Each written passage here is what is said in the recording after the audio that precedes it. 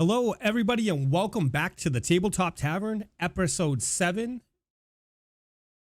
An unexpected visitor. Oh, wow. How we all doing tonight, guys? Team, what's going on? Hello. Hey, having a Sunday. How's everybody doing? Nice. Everybody, welcome back to the Tabletop Tavern. Chat, how you guys doing out there? It's good to see you. Gamer Mom Luma, thank you so much for that. Mac Jackal Ranger. Everybody, it's Sunday night. It's time for some Pathfinder. Rocks fall, everybody dies. Thanks for coming out tonight. We appreciate you coming out. Oh, that was a fun game. All right. Man, I saw it coming, I swear. You saw it coming. Decider 12, how are we doing tonight? I'm fantastic. Just enjoying a nice Sunday evening. I get a quick question for you, Decider. Okay. Did you figure out if you finished last week? Or did you? Jury's still out on that one. High low right now. To I'm down for that. All right. YottsTwitch, how are you doing, sir? I'm doing great, man. Thank you. I hope you're having a great night as well. I am. I'm pretty excited to get going. We kind of left it on a cliffhanger, if you guys recall. Yes, we did. Oh, I recall. We always leave it on a cliffhanger. You've been great. And it's been extremely frustrating for that. Yeah, it's I aim to not please you guys, so. Oh, of course. Unless it's me, yeah. In which case. Well, Luna, what's going on? How you doing? I'm so glad I finally get to finish out what I was doing last week because it's been making me crazy since last Sunday. Wait. Who said we're gonna jump right into your plot line? I think we might jump into somebody. I didn't say that. I just said I get to finish it out. Oh, I could be really mean here. Cyclone Jack, how you doing?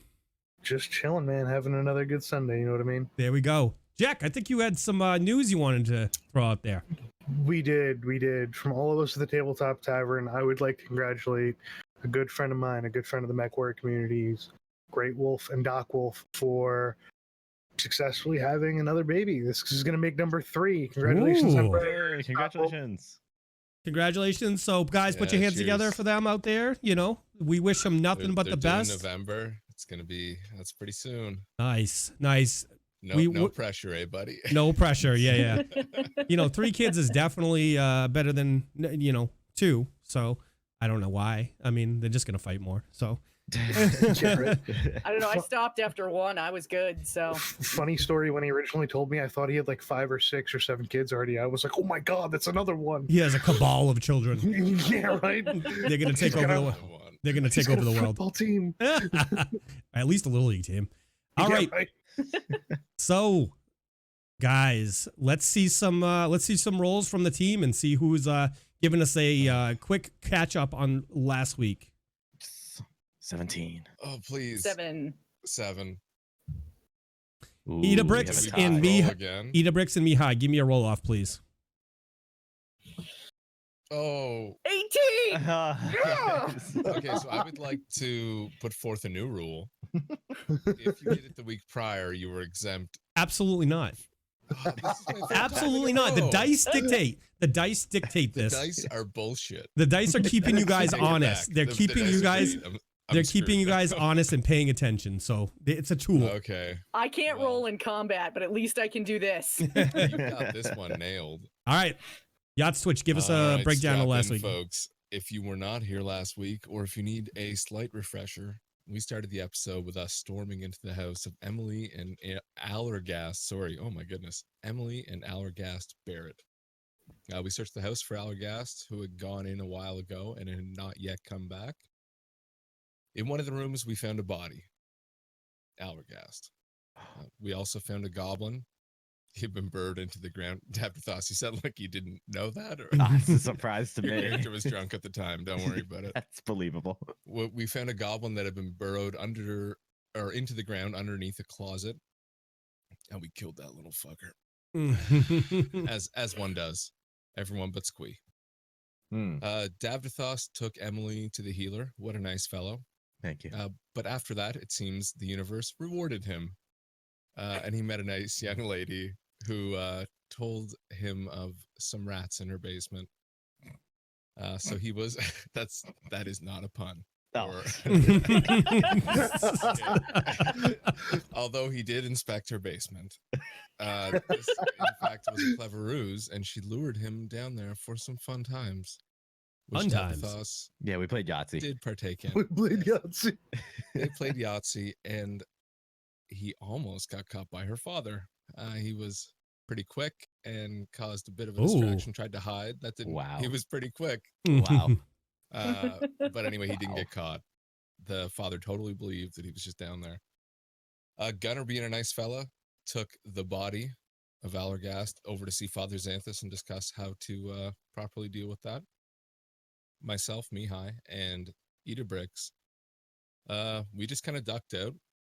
We went for some ale at a tavern. We met Sheriff Hemlock at the bar when he eventually came in, and we talked to him about doing patrols and things like that. Then on the walk home, we found a little magic shop and we slipped in. We didn't end up getting anything, but we just kind of looked around, tried to identify some items. Pretty interesting. We got back to the Rusty Dragon and we met up with the rest of the party, and we decided we should all go out for a patrol. On that patrol, we came across 3 goblins and their ugly shit-faced rat dog. That's the technical term. Promptly, Yes. that is, if you look up the description, Pathfinder, ugly shit-faced rat dog. There's a Google search for you today. It will be in there. So we promptly took care of them. And after completing the patrol, we headed back to the inn. However, Idabrix slipped away. She slipped off on her own. She went back to that magic shop that we had visited earlier, and she attempted to steal something. Dun, Dun, This is dun. where everyone's judging you. Everyone's judging you right now. And Judgy of course, faces, judgy faces. because it was a very tense moment, Mike was like, "That's it. See you next week." So here we go. All right. Here we go. A great recap. Oh, and also, we hit level 2. You guys did hit Oh level my 2. god, we leveled up at the Yes. end of last night. Yeah. So how a quick comment on the level 2. Your abilities do not reflect any spell-like abilities, or do not reflect until you rest. So you don't get your spells of your level until you rest for 8 hours. Luna, yours are different. They're not spell-like abilities, so you're Yeah. Yep.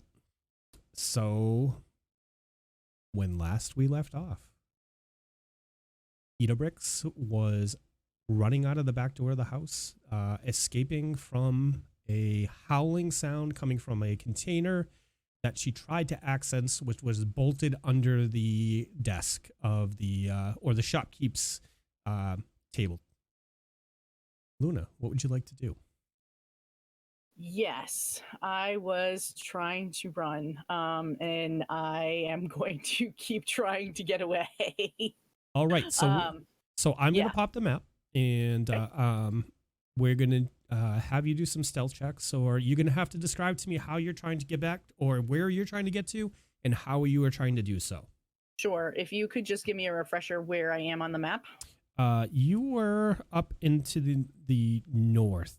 You are over by, if you look to the left of the Sandpoint Cathedral, Yep. west of it, you're in that area. Okay. Um, Right. Let's see. So I'm going to go out the same door that I came in through. In the back of the house? Yep. All right. And I am going to basically just try to stay as much in the shadows as I can. Okay. And pray. All right. So give me an initial stealth check, please. Okay. Let's see. And let me know what direction you're heading and where you're ultimately trying to get to. Sure. So my end goal is to get back to the Rusty Dragon. Okay. So I'm going to start trying to make my way that way. That is a 19 plus 13 for 32. Okay. Wow. Where Nice did roll. Idabrix go? I cannot find her. She's just disappeared. You were not with her anyway. You guys were at the Rusty Dragon. You're not currently aware of what's going on. So from when you duck out the back, you have a fair inclination. Just to stop as a rule thing going forward, in situations like this, what I'm going to do is ask the player for their modifier so I can roll it, and they can't really meta it. So going forward for things like this, if I remember, because I'm not that smart, that's how we're going to do it. It'll add a little realism to it. But A little je ne sais quoi. Je ne sais quoi. So as you walk out the back, you're fairly confident. You do see the lights come on both neighboring houses to your left and to your right. That would be your north and to the south of you. Okay. You're standing in the back alley of this house. There's a house behind you as well. You do see the lights come on and two faces poke out from respectively from the north and the south of you. And you're fairly confident they haven't seen you. Okay. Give me a perception, please.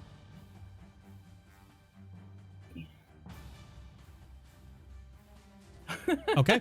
Nine, all right. Yep. So which direction are you going to head? I'm going to give you a marker on the map and we'll show you where you're at. Okay. You're right there. I am right there. Okay. Oh, I gotta switch one thing. Sorry. No, you Sure. continue. Okay. I think what I'm gonna do is I'm gonna try to make it back out to the road that's just to my south, the one that kind of has the curve that that kind of curves around, and you can go to the left and head out by where the cathedral is, or go to the right, head down towards the water. Okay. So you're gonna. I'm sorry. Yep. Go ahead. I didn't mean to interrupt. I was gonna say I'm gonna try to just get out to that road. Okay. All right. And then, figure it out from there. All right. So you start to make your way down there. Are you running? Are you moving stealthily? What are we trying to do here? I am trying to stealthily get out, just get out to the road. Okay. Onto the road. Just out Yep. in the middle of the road, or? Just out to the road, and then once I hit the road, my goal is to just kind of look like I had always been walking down that road, like I'm coming up from the cathedral. Okay. All right. So as you walk out to the road, let me do some mystical magic behind the scenes. All right. So you come up to the road. There's people around you. It looks like people are starting to come out of their houses and look around, trying to find what's going on. And from the west, you see a couple members of the guard coming down the street. Okay. I'm gonna just kind of keep going, trying to look as kind of Casual as you can. not nonchalant, but like as concerned. Yep. Like, oh my gosh, I hear this alarm going off. I can't figure out what's going on. Okay. But not like, kind of more like, oh my gosh, what is this alarm all about? Okay, give me a bluff, please. Oh boy. I think I grabbed it right. Yeah. Okay. All right. And That's a from there, 21. what do you? And then from there, are you just going to continue on a path down to the Rusty Dragon? I'm gonna kind of be like, am I interacting with the guards at all, or are they Nope. just kind of like Nope. on a mission? Okay, so I'm gonna kind of, as they're coming by, I'm gonna kind of be like, what is this? Like, what's going on? But just kind of keep making my way back. Okay. All right. So you're gonna if I'm judging you right, you walked east towards this road over here, and you can tell me if I'm wrong. And what I think you did is you went to the road that joins up to the new chapel and then makes its way down to south down to the Rusty Dragon. Yes. Yep. Okay. All right. So give me 2 more bluff checks, please.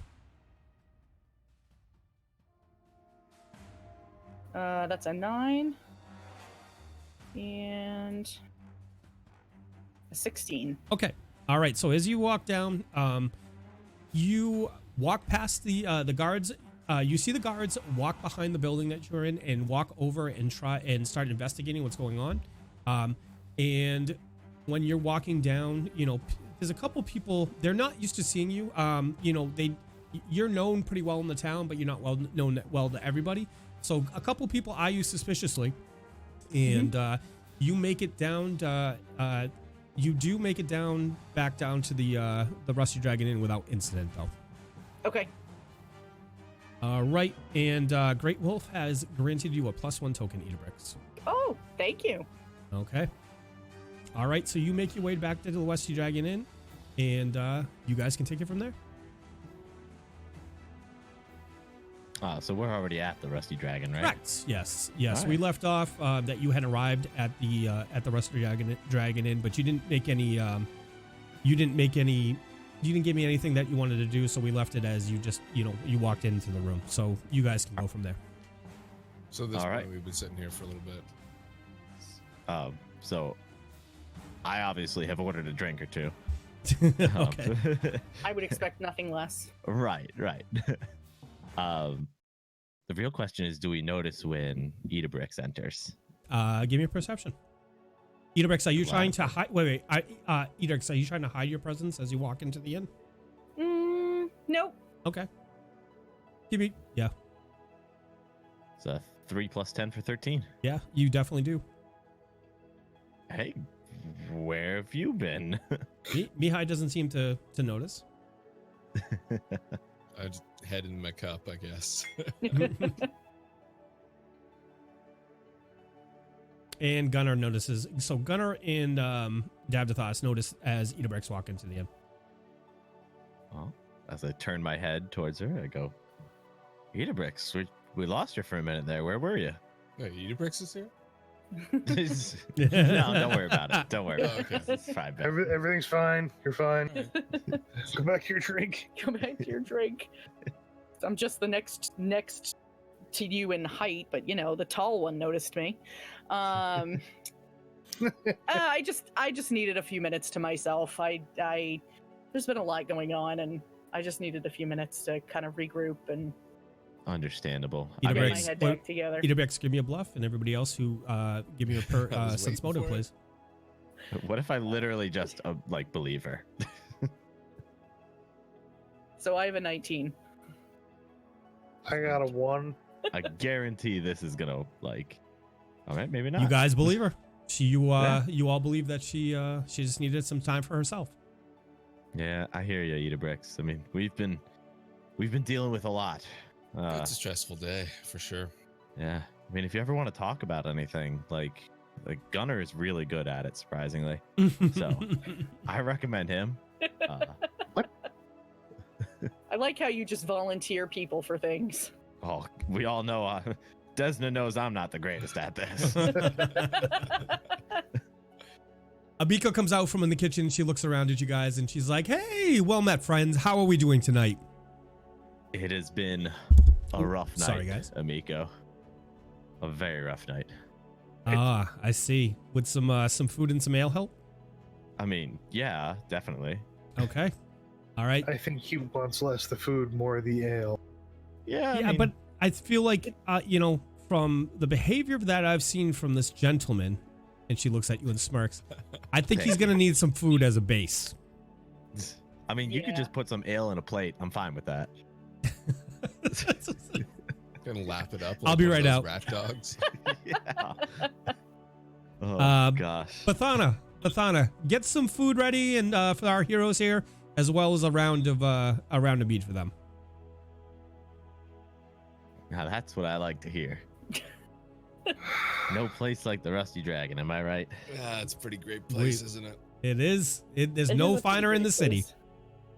So in a couple minutes, this lady Bathana comes out and she shared, drops your food at the table for you, and then she goes back and gets a round of mead for you guys. Bathana is a older lady, white hair, kind of short. She's like that grandma that we all love, and she's wearing some fairly nice pearls and has a little spectacles, and she's a funny little old lady. So she comes over and drops your food. You guys have seen her around the inn.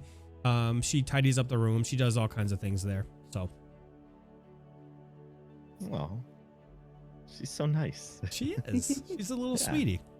Oh, I hope you guys. I hope you guys enjoy. thank you so much. You're the best. Okay. Thanks.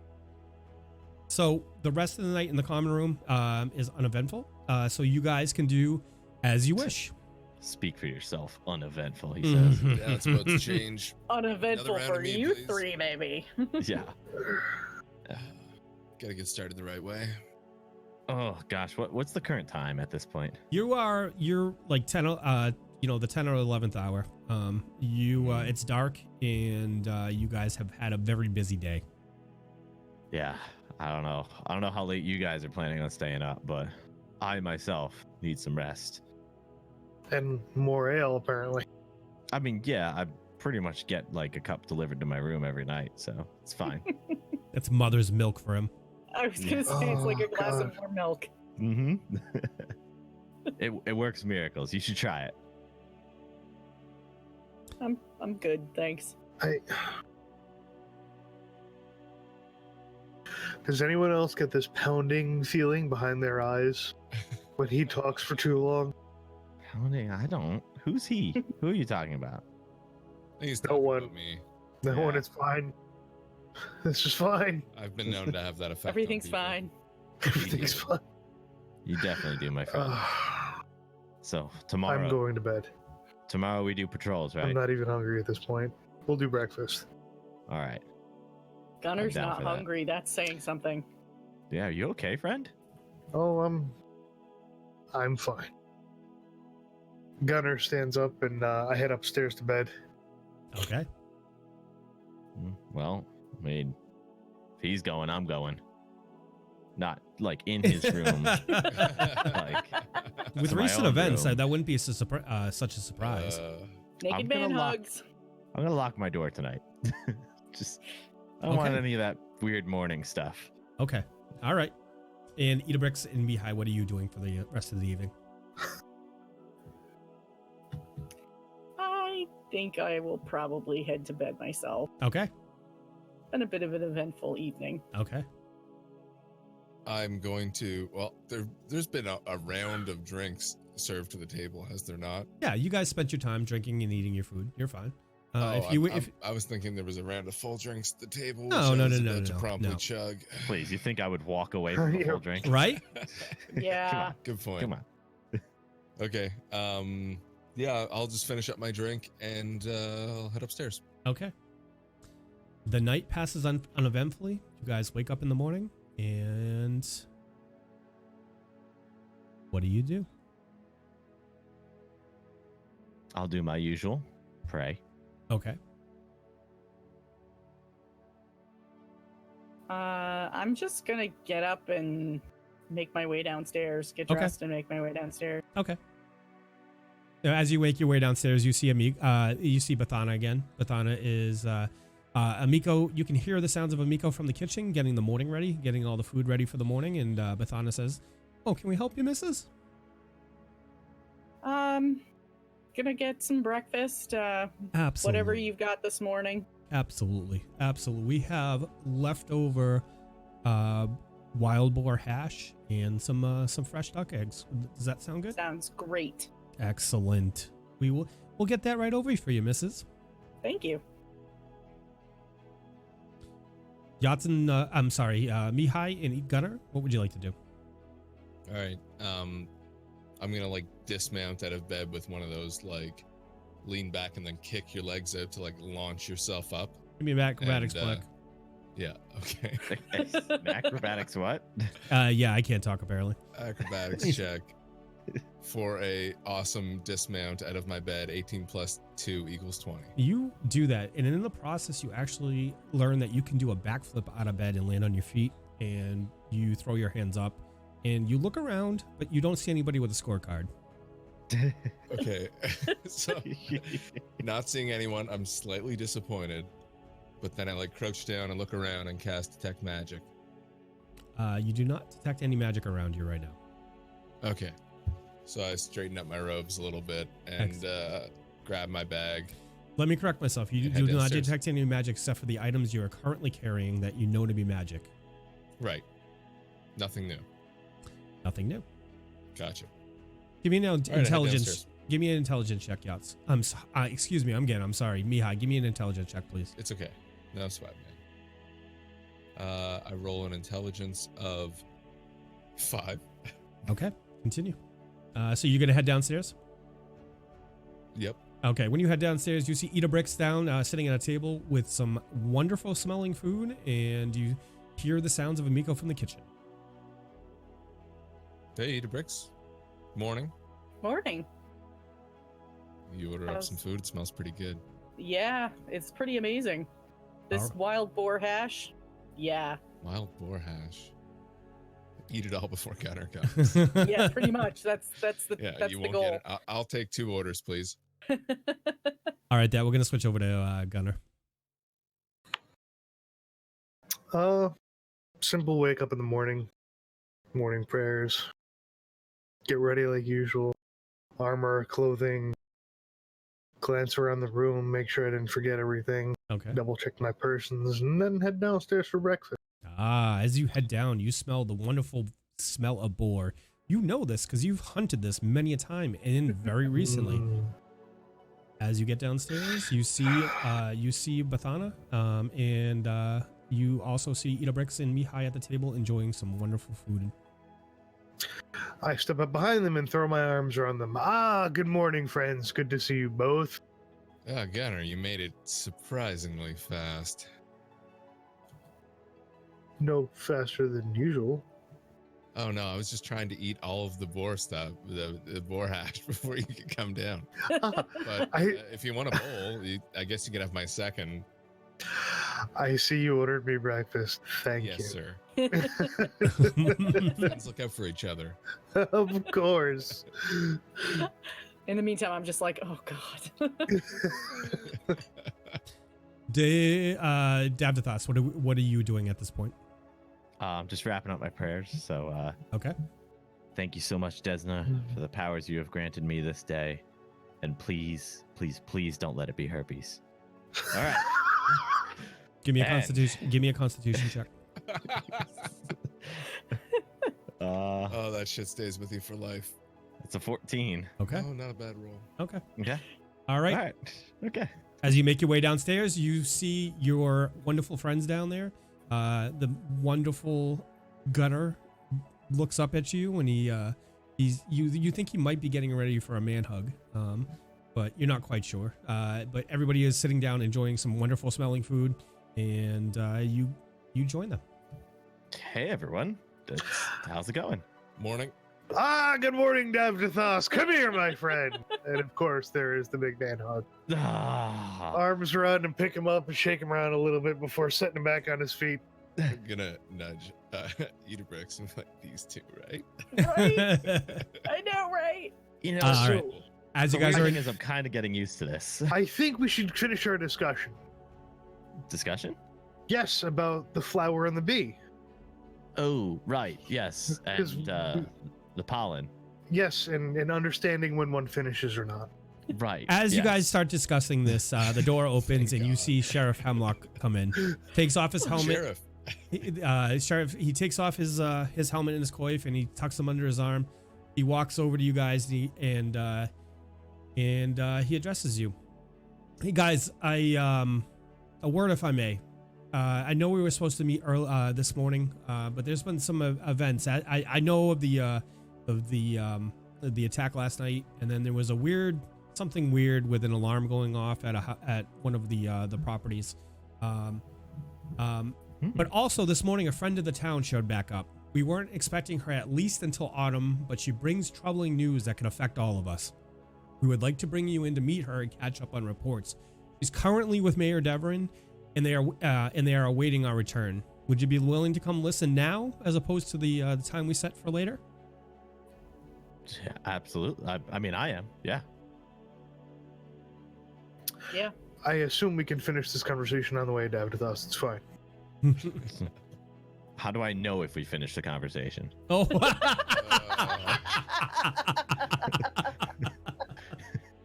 This seems... It's a euphoric sensation and a final feeling of release. Sometimes people feel a bit of exhaustion. Some people feel exuberance. You'll be fine. You'll understand. I feel exhaustion after every day. So does that mean... So Sheriff Hemlock puts his helmet back on and starts making his way to the door. He gets outside and he looks to you guys to follow. Yeah, I'm gonna stand up, grab my bag, and follow with him. A couple more mouthfuls of the boar, and then I follow after him. Excellent. Yeah.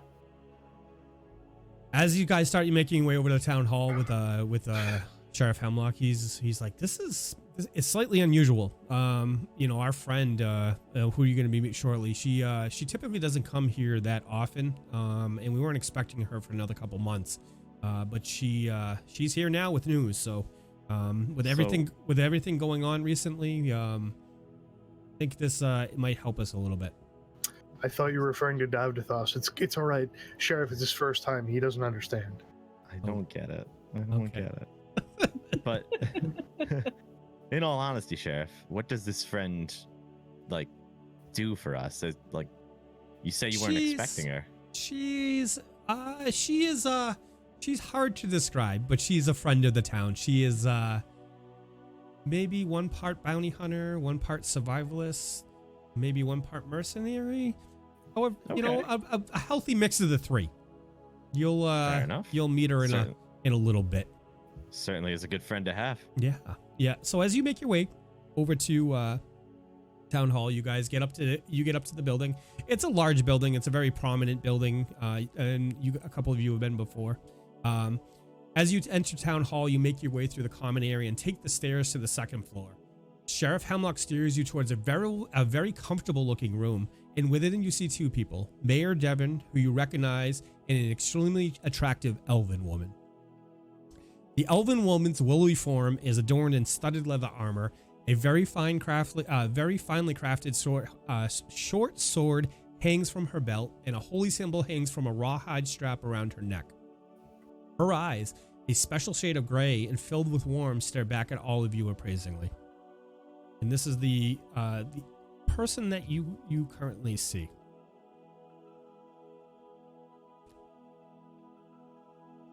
Sheriff, as you guys enter the room, Sheriff Hemlock bows to this figure, and as well as Mayor Devon, in a sign of respect, and says, "May I present to you our mayor, Kendra Devon, and our unofficial member of the town guard, Shailu and Osana."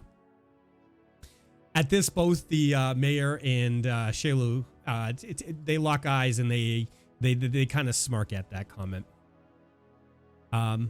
And so at this, he turns to Shailu and he says, "Shailu, I'd like to introduce you to the Sandpoint's newest crop of goblin slayers. Shailu has been a thorn in the side of the local goblin tribes for years, and then few in the region know more about them than she does. In short, there's been an increase in goblin-related raids along the Lost Coast, particularly in the dale between Nettlewood and Mosswood. Only a day ago, a farm south of Mosswood was burnt to the ground by a group of goblins. Shailu was thankfully nearby, and while the farm couldn't be saved, she did rescue the Costa family and drive off the goblins. The family is staying at a nearby farm for now, but the goblin problem is obviously not going away." At this point, Sheriff Hemlock cedes the floor to Shailu and says, "Could you relay the news that you shared with us this morning?" Shailu steps forward and says, "Belors told me of your work against the goblins. Well done. I've dedicated the last several years of my life to keeping them from causing too much trouble around these parts, but they're tenacious and fecund little runs, like weeds that bite." You can see the obvious distaste in her voice as she talks about these goblins. It looks like she has a deep-seated hate for them. There are 5 major goblin tribes in the region, and traditionally they're pretty good at keeping each other in line with intertribal squabbles and the like. Yet from what I've been able to piece together, members of all 5 tribes were involved in the raid on Sandpoint. At this, she turns to the side and spits. "A fair number of the Mosswood goblins I dealt with yesterday were already pretty beat up, and there was a lot of chatter about Longshanks who killed so many of them. Now that I've met you, it seems obvious from the descriptions who they were talking about. It seems like you made an impression on them. In any event, the fact that the 5 tribes are working together disturbs me greatly. Goblin tribes don't get along unless they've got something big planned, and big plans require big bosses. I'm afraid that someone's moved in on the goblins and organized them, and judging by these recent raids, what they're organizing seems like bad news for all of us. Now, Sheriff Hemlock and Mayor Devon have told me that the goblins, when they attacked the town, they mentioned something about Longshanks. Do you guys know anything more about that?" They claim. Go ahead, Gunnar. They claim to have leadership of one human, it seems. That's what I was just about to. Yeah, Details leadership are put them up to it. details are shady at best. What did they say specifically? They said the Longshanks said we would win. They were pretty confident they would win, huh? This is disturbing news. At this, Sheriff Hemlock turns to Mayor Devon and says, "Mayor, with your leave, I think our best course of action at this point is to take some of the guard to south to Magnamar and see if we can secure some more additional troops to station at CM Point for a few weeks, at least until we can figure out if this was an isolated attack or a part of a much larger picture. Now that I think of it, I think it's a good idea for you to come with me and help sway those pompous, self-important, glorified bean counters in Magnamar." At this, he turns over to Shailu. He looks at Shailu. "Shailu, I don't presume to tell you what to do, but it would certainly be an immense help to us if you were to sniff around Shankswood, Brine Stump, Mosswood, Devil's Platter, and the other places where goblins live to see if you can discover anything about what's going on." Shailu looks over to Sheriff Hammock and says, "Of course, old friend. I will leave in the morning." She looks over at you. I would also like to talk to you if all possible. I'm sorry. Sheriff Hemlock looks at you and goes, I would also like you, if at all possible, to maintain a public presence in Sandpoint over the next few days. That is, if you don't mind. The locals seem to have taken to you, and seeing you around town will do a lot for keeping worries down over the next few days. We need to know the town to know we are taking this very seriously. Would you be willing to help?" The townsfolk do seem to like me a lot, so absolutely. I heard about that. Wait, what? Yep. That we heard. You how did Amico? Everybody heard. Word travels fast. Word travels fast, friend. Yikes! As her father found out. I don't believe so. I think that. Ooh. Let's keep it that way. All right, let's get back to serious business. Are you guys willing to help the town? You have helped us as far forward, so. I don't see a problem with it at all. See why not? Okay. Yeah, sure. Okay. Yeah, especially with what you guys found in town last night, and there was a weird incident with the alarm going off that place. We're not quite sure what happened over there, but it looks like What incident with an alarm? there's a shop in town, and it looks like somebody snuck into their house last night and tried to access a box that held valuable goods. Valuable goods. What kind of value are we talking here? Any idea what Um, was in it? Not really. But I mean, it's a private citizen, and in some of their stuff, it looks like somebody tried to grab their stuff. So If it's There's a lot- related to the goblin attacks, they could be attempting to acquire more goods for themselves. We did see some goblins. I mean, obviously, we fought some goblins last night while It's we true. were out. So yeah, yep. We can find out who tried stealing their box and bring them to justice. We can. I mean, if you discover it in your travels, but we have a lot of stuff going on right now, as you guys get clearly aware of. We'd like to keep the focus on keeping the people safe. But while we're gone, if you guys would like to patrol, it would certainly help. And I would try to keep it in the town. Shailu looks like she's gonna go investigate outside the town, but we need a presence in the town to assure the people that everybody is safe. And we also, if there is truly a Longshanks in the town, at this he spits in the corner. He says, "I can't believe somebody would betray us like this." But if they're in fact in town, we need to maintain a strong front so that they don't think it's a good opportune time to strike. I can't believe that one of the towns would do this. This doesn't make any sense. Yeah, it we'll was help my with the gut instinct patrols. that I it was think it's someone a outside. smart idea. Okay. Shaylo turns to you guys and goes, "Do you have any accommodations in town, or a place we can discuss the goblins further? I'm sure that you have many questions, and I'd love to offer any information I have. I can help you come up to speed, If not, we can always retire to the Rusty Dragon. It would do my heart good to see my old friend Amico. Why, as a matter of fact, I happen to have a room at the old Rusty Dragon, which we could speak in. The rest of us have rooms there too, actually. Room. Yeah. Oh. Yeah. All right. Davdithas, are you trying to be charming? I thought I already was. Oh. Give me a diplomacy. My pleasure. That is a 15 plus 5 for 20. So you look over, as you lay this out for Shaylalu, you look at her and you very slyly give her a coy look, and she seems to respond. She seems, she seems like, a little smile perks up and a little color comes into her cheeks.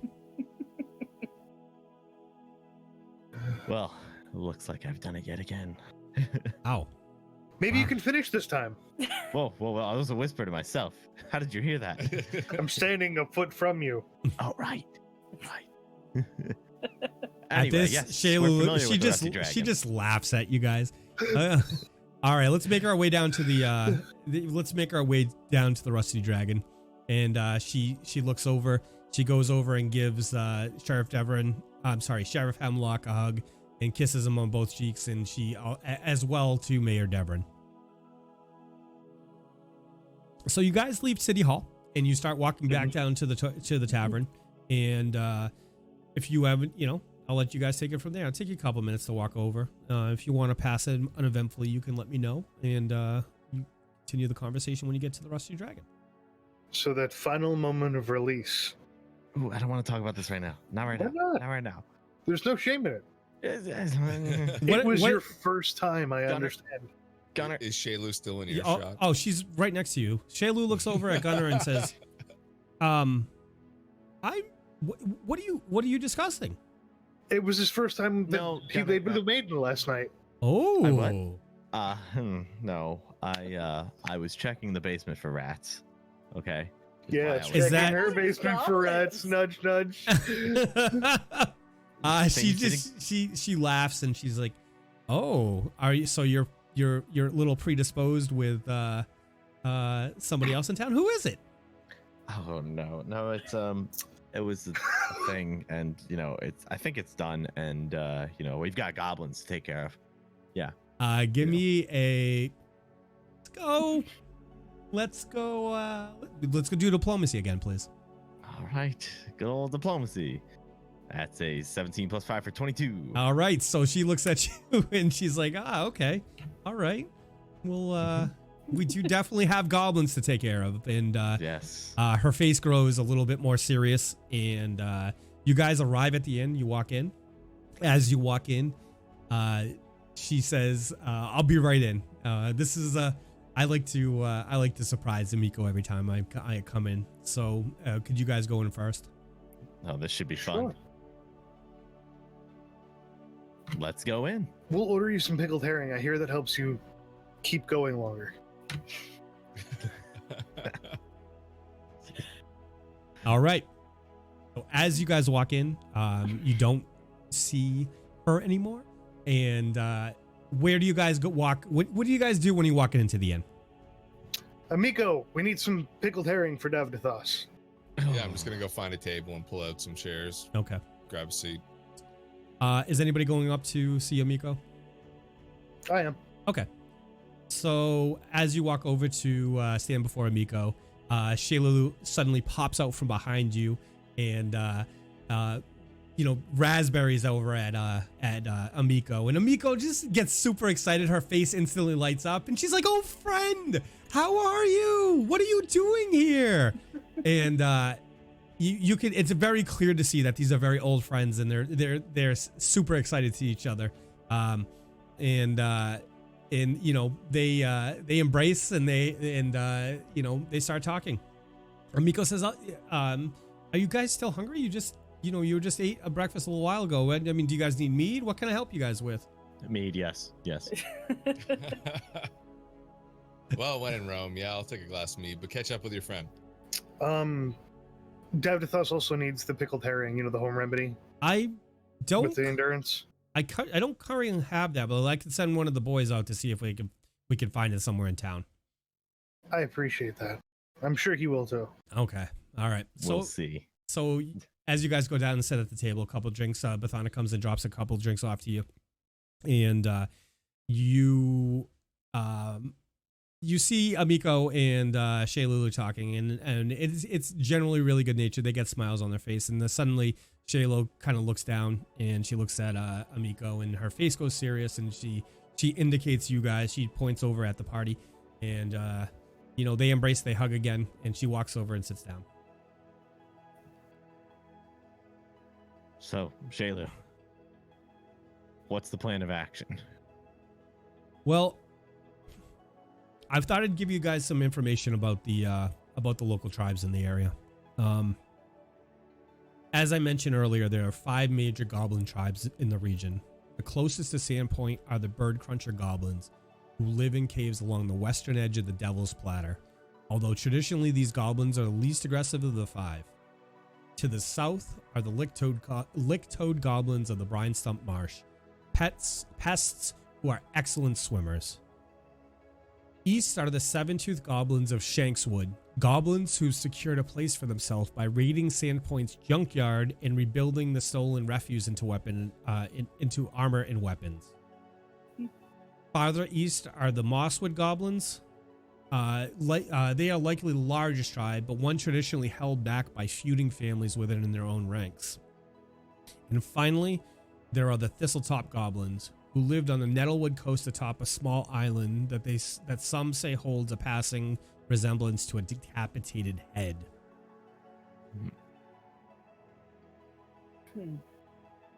Guys, I'm gonna kind of get quiet and lean into the table a little bit. The Brine Stump, that Squeeze tribe. Shayla says, who's Squee? Yeah, it's A friend of ours. story, but yeah. He's a member of the tribe? No, And he's a he was friend of actually- yours? Or He's out to kill their leader. So when you mention this, she very clear, her face is deadly serious. You can clearly see why she has been called an unofficial part of the town. She has a fighter's demeanor, and her face instantly gets hard. Who is this person? I look at her and say, have you heard of Chief Renwaddle? Oh yes, I'm very aware of Chief Renwaddle. So we met a goblin who is, he's defected, and his intention is to he was exiled. take out. Yeah, well, he's exiled, I suppose. Yeah. You notice the skepticism on her face. How do you know he's truly affected? Well, actually, Father Xanthus spoke with him himself. He's willing to vouch for him. He checked his intentions, or at least what he thought they were. He detected no evil within him. Yeah.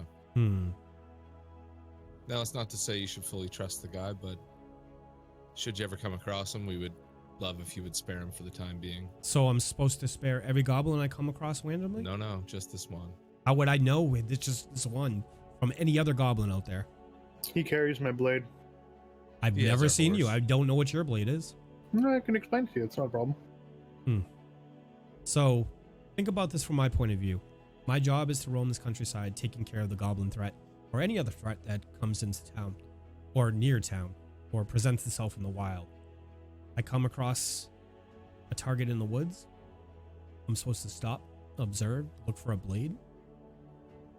I'd like to He'll roll beg for diplomacy mercy. here if I can. I'm sorry, Mihaly? Can I do a diplomacy roll and kind of try to convince her? Yeah, try diplomacy. Okay. So I roll a 20 plus 5 is 25. I'm going to say, look, we're on the exact same page. We've been killing goblins left and right. They raided this town. We hate them as well. This one particular one has our trust for now. And all we ask is you would extend it to him as well if you happen. How would upon I him. know I this don't think person? you ever will. I mean, they all look, the goblins are goblins. How would I know this particular one? Well, he won't be involved in any of the raids or any of the groups.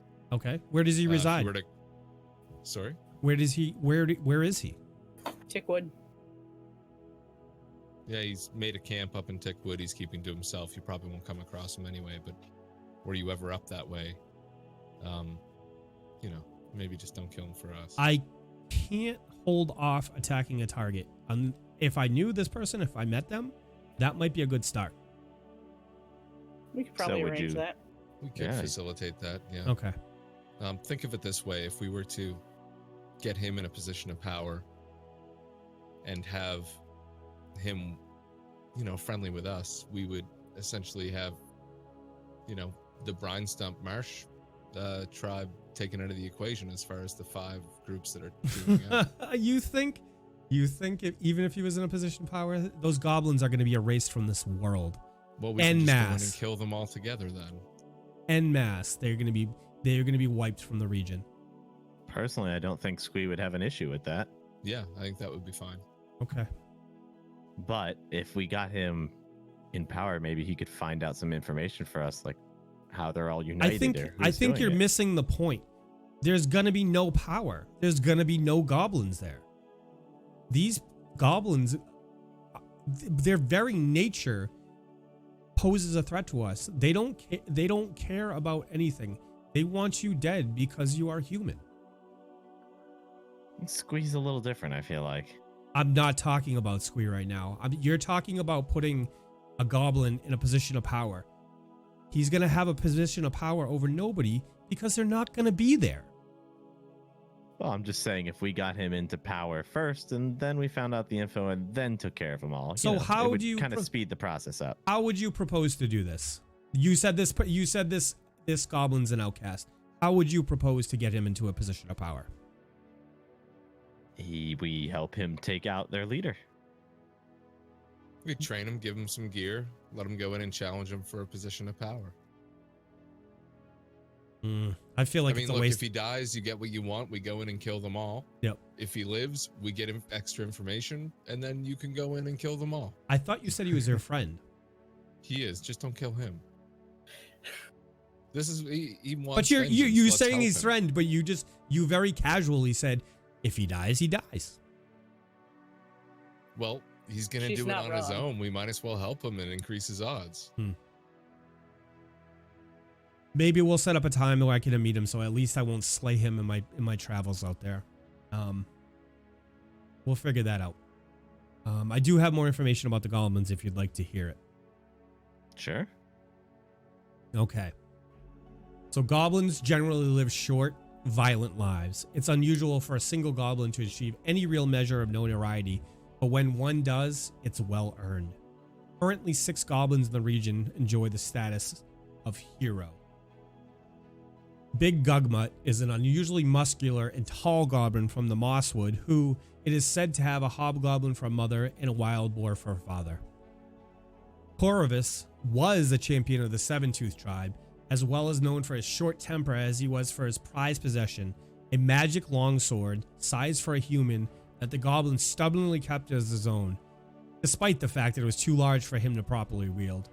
Corvus vanished several months ago after he supposedly discovered a secret hideout in a cave along the cliffs, but the Seven-Tooth goblins remain convinced that he's out there still, a ghost or worse, waiting to murder any goblin who tries to discover the hideout. Vorka is a notorious goblin cannibal who lives in the Brine Stump Marsh, a hero mostly to goblins other than the Look-Toad tribe. Rendwaddle Gutwut is the obese chieftain of the Brine Stump Goblins, as you know. A corpulent monster who is said never leaves his throne. Rip Nugget is the leader of the Thistletop Goblins and controls what the 5 tribes agree is the best lair.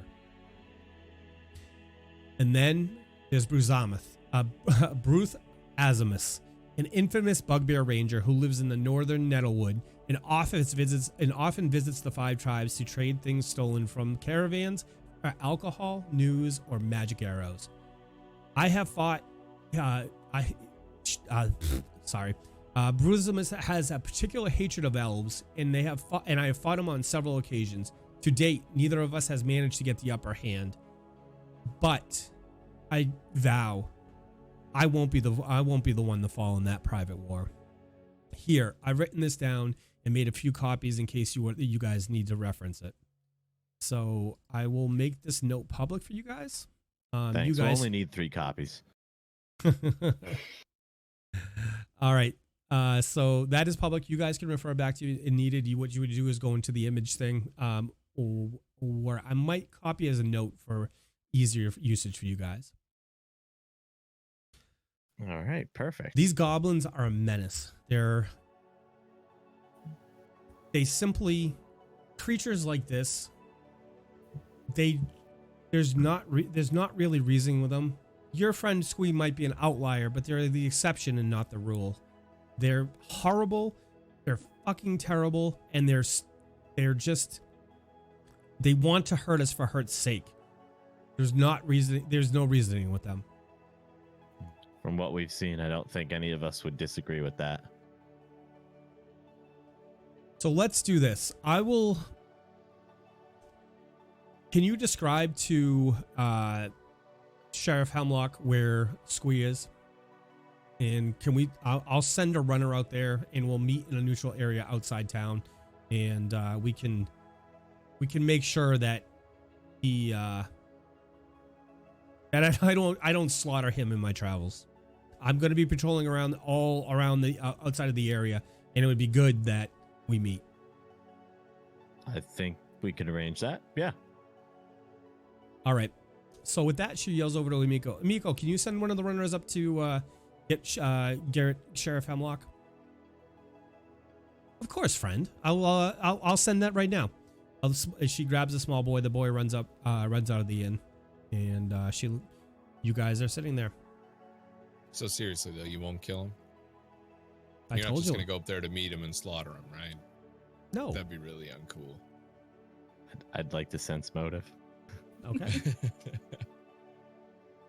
It's 18. You don't think she's gonna kill him? Okay. Based Okay, on that's good. based on what you've told her with Father Xantus vouching for him, she's at least willing to meet him. Desna prevails once again. If you're sending a runner up there, what are the odds he's actually going to come out of hiding if it's not one of us who goes to meet? Not that I'm suggesting we go back up there, but really, do you guys think that they'll have any success in even finding him? What if I you mean, send they the have runner? your You just sweet said call you'd be able to Davdithas. describe where he was. Yeah. When we got there, we had to, shout for him and hope he came out. But Can you get Gunnar? Do you have another knife matching the same one that you could give as a token? I do. Okay. I think that will work if you're willing. I reach back into my boot and I pull out my dog slicer. Okay. This is a dog slicer. This is not. Yeah.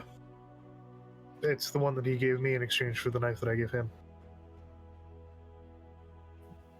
Okay. All right. So Sheriff Hemlock opens the door, comes on in, and sits down. And Chilu, we're getting ready to go. What can I help you with? So Shaylu looks at him and says, "Friend, this Squee character, oh yes, Squee." He interrupts. He goes, "The players, our friends here, and Father Xantus have vouched for him." And she kind of looks down.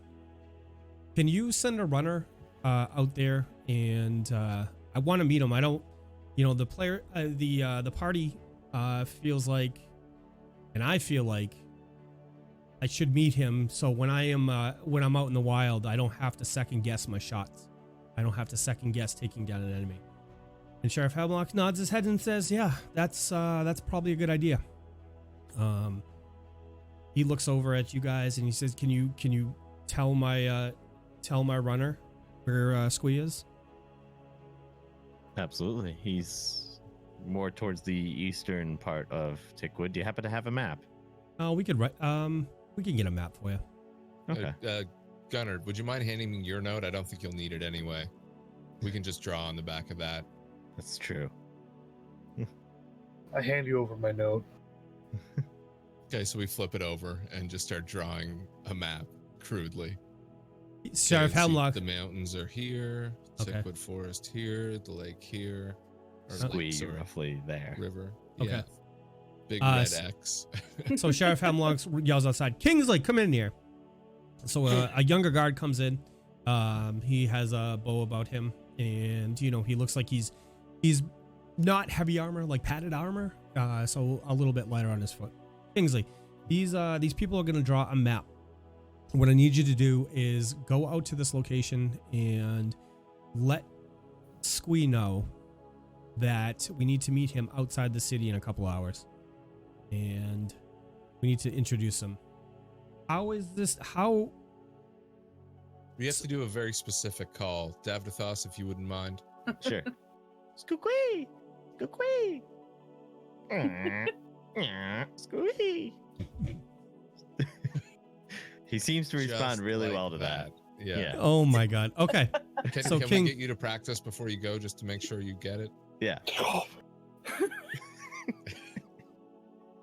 Squee! Squee!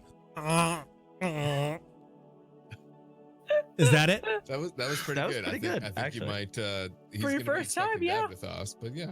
Yeah, it's not bad. Okay. Tell him I said hi. God. So with the call, is there any other token that I need to that I could give him to assure him that you Oh got yeah, it? Gunnar. I hold out the dog slicer to him. Okay. All right. So you hand and him ask him how his horse is.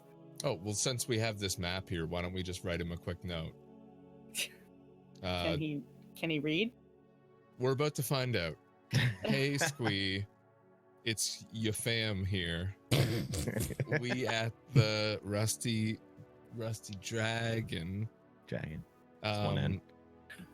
I'll just scratch at the second. Sorry. Yeah. Trust this dude. Meet us at town later, and then Not I'm at gonna draw town. a little peace sign. No, you guys gonna meet outside town. You know what's you. Scratch, You- scratch. You guys are smart enough to know what happens if he's gonna Outside come in into huge town. bold letters. Yeah. Town. And then I'm gonna put in parentheses Northgate ? There you go. What you guys should Yeah. probably decide on. Kingsley looks over to you guys and says, when I lead him back, I'll find a safe spot for him. I'll come back into town, grab you and Sheriff, and the Sheriff and Shilaloo, and we'll all go out there. Sound good? Great. Fair enough. Great. Okay. Alrighty. So we're gonna fast forward a couple hours. Is there anything you guys would like to do in the meantime? Finally finish off the talk with Davdithas. Okay. All right. Someone please interrupt. Sorry, I forgot I need to go shopping. My bad, guys. I'll go with you. We can continue our talk. Oh no, it's okay. I don't. I insist, my friend. This is important. This is a life talk, and especially since you've been flirting with our new elf friend here, I'm sure she'd appreciate it if you knew you were, able to finish and knew about it this time. Shilaloo just starts laughing and she just shakes her head at Gunnar. I need to go. I need to get away from this. And if you'd prefer a female perspective, Yes, go on. not lesson, perspective. Oh. Are you flirting with me? No, if I was flirting, you would probably not know. Oh, yeah. Oh God, You're probably right on that, actually. Another Okay. drink. another dream. All right. So with that, it is now mid-afternoon. So Kingsley comes back into town and he says, he comes in, it's with Sheriff Hemlock. He finds one of you guys at the inn. And he says, we got Squee waiting. Everything went smoothly. I didn't see a horse in the area, but he is waiting outside the North Gate, about a 5-minute walk outside of the North Gate. And I'll take you to him if you'd like. Yeah, be great to see Squee. So, Shilaloo, everybody goes outside, and pretty much everybody has horses. So you ride over there. It only takes you a couple minutes, and when you get up in the area, Kingsley looks at Davdithas and says, "Davdithas, I told him when we get back, this is the general area, but I told him when we get back if it is going to be safe that you had to do the call. Oh, did you do the call? Absolutely. Yeah, and it worked. I see, right? Yeah, he'll know it's me when I do it. Yeah. Scooey, scooey, scooey. I don't think you're doing it loud enough.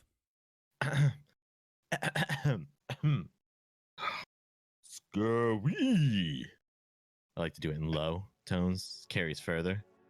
Scooey. So you're speaking from your diaphragm now? What? Oh my fucking god! The commitment is real. Oh my god. Oh God. So you guys hear a rustling coming from the woods and your friend pops out. Oh, friends, how we doing? Squee, it's good to see you. How you been? So when he looks up, he notices the elf and he gets immediately apprehensive and he takes a step back. Who's this? Who is this? They're friends. They're friends. They're all friends. Someone we wanted you to meet, Squee. More like someone we wanted to have meet you. Yeah, that's a more accurate way to put it. She's not going to hurt me. No. Not thou that she's gonna meet you. That's why she's meeting you, actually. So Shaylalu dismounts, walks over to Squee, looks down at him and says, "Little creature, these several people have vouched for you. I will be in the woods finding out what's going on. Can I trust you to stay out of my way?" Squee looks up at her and goes, "Fuck yeah, I see that bow." Oh, man. I told you wouldn't be any trouble. Ma'am, I know how this looks. I know how it looks. But I want those fuckers just as much as you do. So Shaylu looks at Squee and she is going to try to get a measure of his character and see if he's being honest with her. So she feels like he is definitely being honest with her. She nods her head and she's like, will wonders never cease. We are well met. Go in peace. And she just kind of shakes her head in amazement. Squee backs up, takes a couple steps, comes over to Gunnar and puts his arm out. And, let's try that thing again. That thing you showed me, how you shake hands. He extends his arm and I go for the whole arm shake thing with him. And you so when you do that, you literally come up to almost his shoulder. Yeah. And it's like, he's like tickling the inside of your arm. Oh, friends, good to see you guys. Can I trouble you guys? I need some rope and stuff like that. Some simple things. At this, he takes out a couple pelts and he's like, can you guys get some money for this in town? I just need some basic supplies. I think we could handle that. We can take care of that. That seems Okay. reasonable. Hey, Okay. Squee, did you get my note? Yeah? Could you read it? Yeah. Awesome. Nice. Good to know. If we ever have to send you notes, we'll just do that in the future. Can I sense motive Yes. on him? Hold on. Oh, goddamn. You never know with these guys. I'll roll as well. All right, so I got 19. You don't I think got an you don't think you can read it? I take a glance over at Miha and I just go, No. You just shake your head. my You shake head. your head no? Okay. Yeah. I Squee, shake my my head boy. Can you read common? It's cool if you can. We're just trying to find a way to communicate. Why with you gotta do this in front of everybody? Why you gotta make me look Okay. like a jerk? He kind I'd of gives give you him the. a wink. He looks up at you and Yeah. gives you the finger, and he walks back into the woods. Fucking long shank piece of shit. Don't call me that. Don't act like an asshole. Okay. I guess that's fair. Sorry, buddy. well, I guess we gotta go do some shopping. Yeah, let's go deal with that. All right, so you guys get into town. You're able to sell that for, and you get some accessories from him. Come out, drop it off at him, and Squeed is on his way back to his humble abode. And so Shaylalu says, "Is there, I'm gonna be around town for the day. I'll probably make my way out in the morning. Tonight, we can, if you want to meet up for dinner." And that she kind of give me a sense motive, Davdithas. I would love to. I was hoping you would. 13 plus 8 for 21. And perception. I'm sorry. Perception was probably the better roll. I'm going to have you do that too. Sure. That's going to be a 2 plus 10 for 12. Okay. You think you notice a sly little smile at you and a look out of a corner of her eye at you. Oh, don't you worry. I'll be there for dinner. Okay. So, unless anybody else wants to do something today, then you guys watch as Sheriff Hemlock and Mayor Devon ride out of town with a contingent of soldiers, and we're gonna jump forward to about dusk and the Rusty Dragon Inn. Sounds like a plan to me. Yep. Okay. Yeah, Okay. So as you guys are in the common room of the Rusty Dragon Inn, Shaylalu opens the door, comes on in, sits down, and she says, "Friend," she calls over to Emiko. "Emiko, my wonderful friend, can you send over food and drink for all?" And Emiko coming right up. And in a couple minutes, Bathana comes out and serves you guys food. And it's to you guys. Oh, what's on the menu for today? What have you got there? We have turnips sauteed in garlic and butter. Ooh. And Keep talking. You cook them though? what? I'm sorry? The turnips, you cook them. Yes, of course we cook them. What a crazy world we live in, I'm telling you, you cook turnips. You don't eat them raw, Mihaly. What I've been telling Wait. This pint-sized gentleman over here eats the turnips raw. He's a weird one. eats them like a tried. goddamn apple. That's fucking vile. That's not good at all. I am shocked to hear you say that. You look like such a sweet. And she just kind of lady. shakes her head at you like, give me a perception. Or sense motive. My fault. Okay, sense motive. I roll a sense motive of 17. You think that she thinks you're an idiot. Like you're simple or been touched, you know what I mean, or kicked in the head by a horse, something like that. Oh man. Yeah. Okay. Alrighty. I'm just gonna let it go. Okay. Yep. Great. I'll try it. Okay. So drinks all around. You guys, unless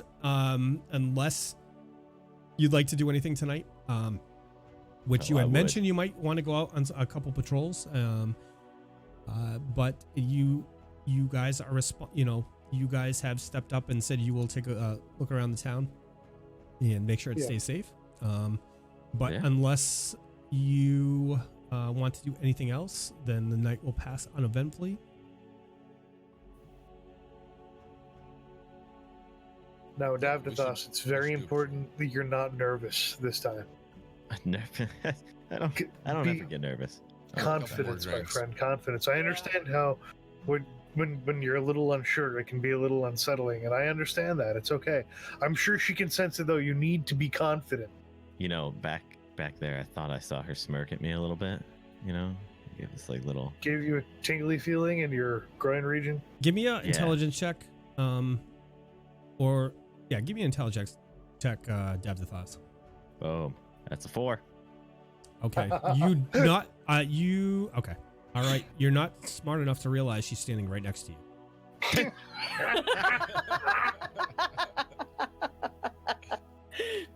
Oh, okay. Well, I'll just keep going on. So, gave this little smirk and I've seen that smirk before, and I mean that one time is Yeah, one time.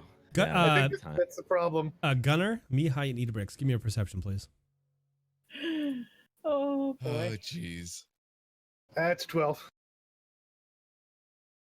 14. 14. All right, so I'm going to lay the scene in front of you, okay? So you have Shaylalu kind of standing right behind Davdithas. Davdithas is talking with Gunnar, and Mihaly and Idabrix are, they're sitting at the other side of the table, and they're just kind of looking at Davdithas, talk about his suaveness and his ability, and, saying he's seen this before. As Shaylalu's eyes just kind of perk up and, raises an eyebrow. And that's kind of what we're working with right now. I'm just going to pick up my glass and hold it over to Idabrix and be like, yeah. Yeah. Go for a cheers. yeah, right. Yeah, You should toast to me. Absolutely. To Davdithas. To Davdithas. Davdithas. Thank you. The smartest, most perceiving man in all of the bar. Gosh, you guys. At least at our table. So, Gunnar, Idabrix, and Mihaly, you look at her. You can very clearly see the reaction on Shaylalu's face, and it's what you're kind of reading from her is that like he's cute and he's dumb and he'll do for now. You know what I mean? Oh, God. Yep. Well, I heard she's a slayer. Oh, yeah. Well, you know what? Maybe I'll go right up to her and I'll ask her to come back to my room. Or you You could know? just Or turn and ask her. wait. So as Davdithas says that, she says, "Yeah, I mean, hopefully it's not all that bad tonight." And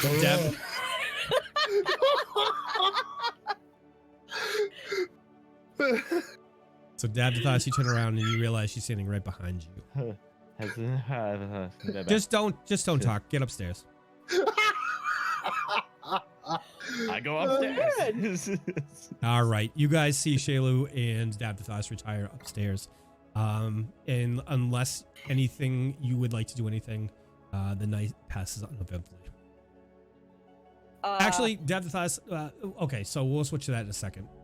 To Davdithas, man. That's 2 for 2, folks. I don't understand the culture of this city. I don't. Amiko Oh, comes boy. over, sits down, and she goes, Shaylalu is one of my oldest friends. She's been coming here a long time. And she's a woman that knows what she wants. We'll hear about it in the morning if she got what she wanted. I don't understand. What don't you understand, Gunnar? At home, this wouldn't have happened.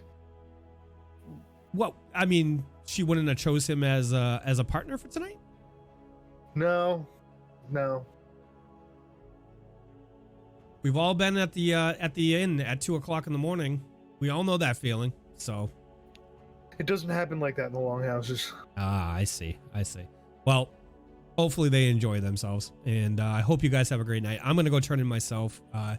So at this time, you know it's pretty late, and the common room is clearing out, and Amiko and her staff start clearing all the plates and start washing down and mopping up the floors. Okay. Well, So, if they're closing up, I guess I'll head upstairs and retire myself. Okay. Where's my room in relation to Davdithas's?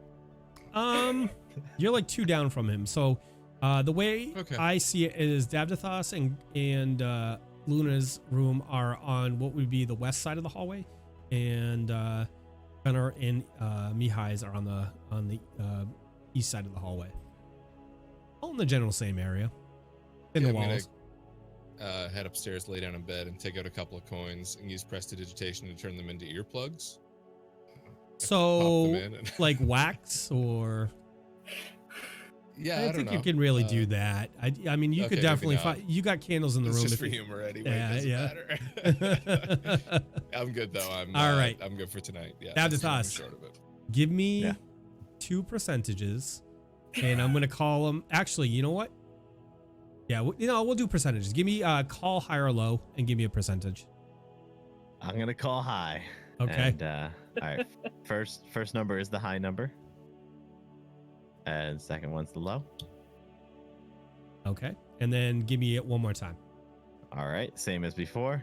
I'm gonna call high. First number is also the high number. Well, that stinks. Not like the second one matters. Okay. So Davdithas, you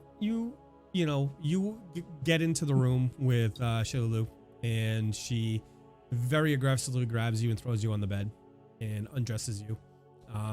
You come out of the gate really well, and you seem to be doing everything right. And midway through the performance, you're kind of starting lacking. It looks like you might be getting slightly annoyed. And give me one final percentage check.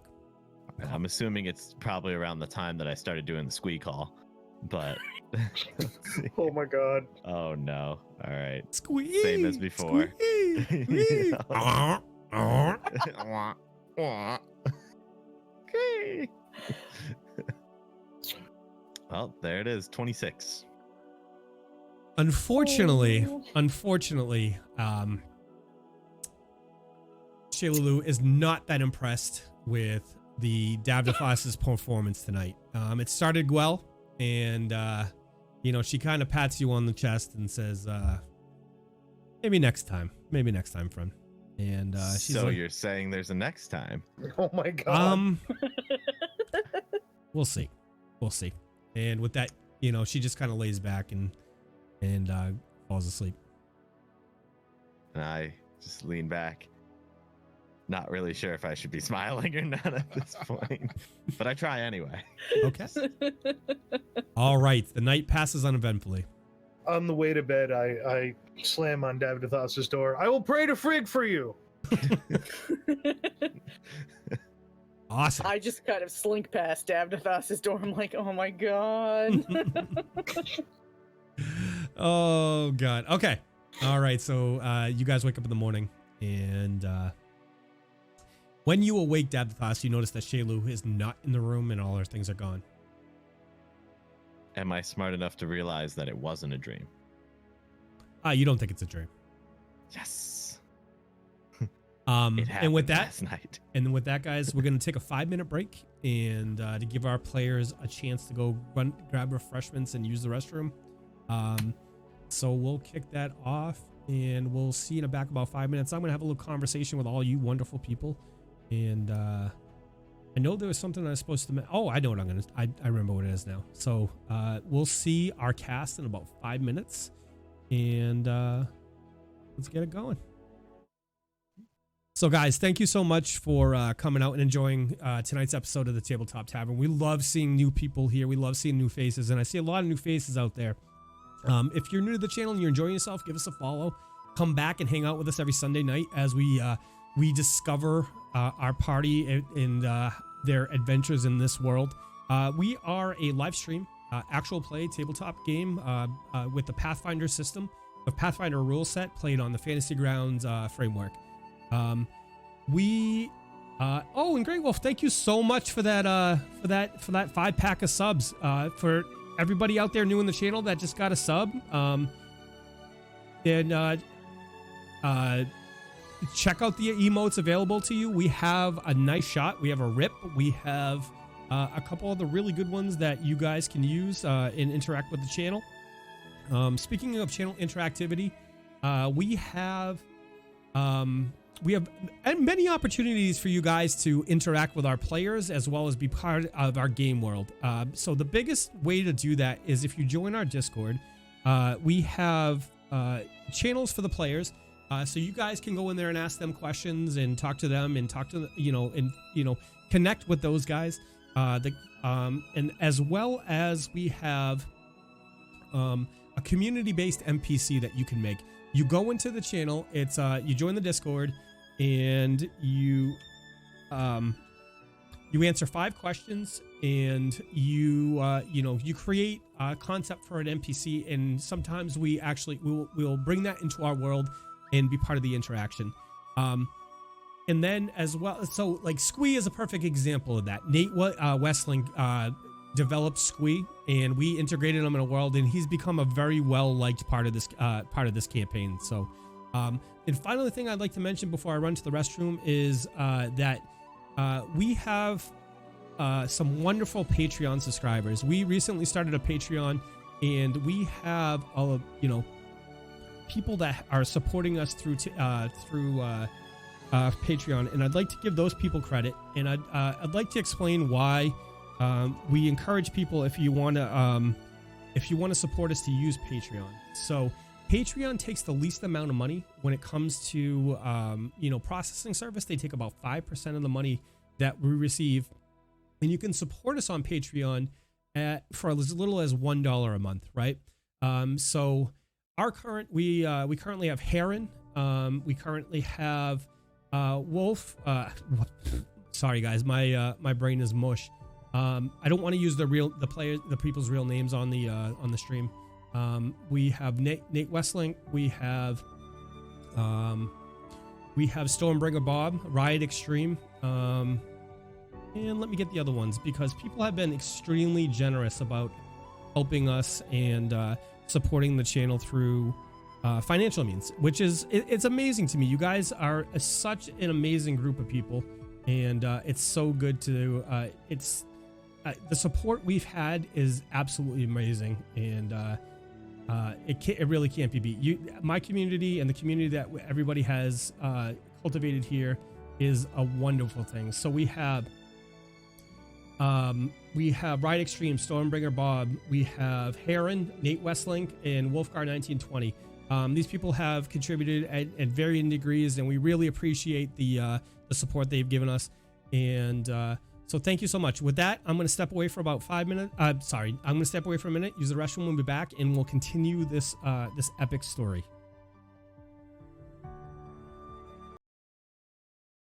Guys, thank you so much for the patience while I took that quick break. It's good to be back. Before the break, Davdithas was having a good night. Or was he? I think I was. Or was he? But I mean, you could have enjoyed the night, right? You could have enjoyed it. I'm still not sure if I did. Oh my god. All right. We really need to have that talk. All right. When last we left off, the party awakened in the morning, and we're going to leave it to them and see what they would like to do this morning. Well, I once again, this should come as a complete and utter surprise to everyone. I'm going to pray. And who are you praying to? Today, I think we'll go Desna. Desna. All right. And Gunnar, what would you like to do, sir? I get the bottom half of my dress on, and I head to his room. Okay. Can I do a perception to see if I heard him chanting Desna? Absolutely. 5. You did not hear him chanting Desna. Okay. I just get up normally and take a look around my room. Anything new? Nope. Okay. Grab my bag and head downstairs. Idabrix, what would you like to do? I would like to see if I can hear him chanting Desna from my room. Absolutely. Okay, let's see. That is a 17. You do hear him chanting Desna from his room. Nice. Desna. It sounds kind of muffled. Little muffle coming through the wall. I'm gonna just kind of shake my head and assume that he had a good night then, Okay. and get myself ready to head downstairs. Okay, Idabrix and Mihaly, when you get downstairs, food is ready and waiting for you, as well as drink. Gunnar, we're gonna switch over to you. What do you go and knock on his door? No, we never knock. We're a family now. I throw the door open. The door is locked. Christ's sake. I pound on the door then. Come, little brother. What has Frigg gifted you with? Hold on, I'm praying. Davdithas, give me a Constitution check. I forgot. Oh gosh, what is everyone diseased in this town? Oh, that's a bad one. 5. Okay. All right. So you may continue. I'm sorry. Yeah. I'm trying to pray. What do you want, Gunnar? Open the door, brother. 1 second, Desna. And I get up and I go unlock the door. And a very large, smiling, bare-chested man picks you up in a hug. Once again, why are you only wearing half your clothes? I was in a rush to see how you fared last night. Well, Did Frigg bless you? let me tell you. Wait. Did you finish? Let me start from the top. Okay. Oh, that's not a yes. Which is exactly how I started last night. Oh. Um, I step in the door and shut it behind us. yeah. All right. So we get in the room. Things are going great, Like, so I'm making. No, I don't know. I want details. Okay. Well, I did the one move that worked for me last time. So you remember last time, and it was going really good. And I don't even think I need to mention the rest of it. You can kind of fill in the gaps from there. Give me a sense motive. Gunnar.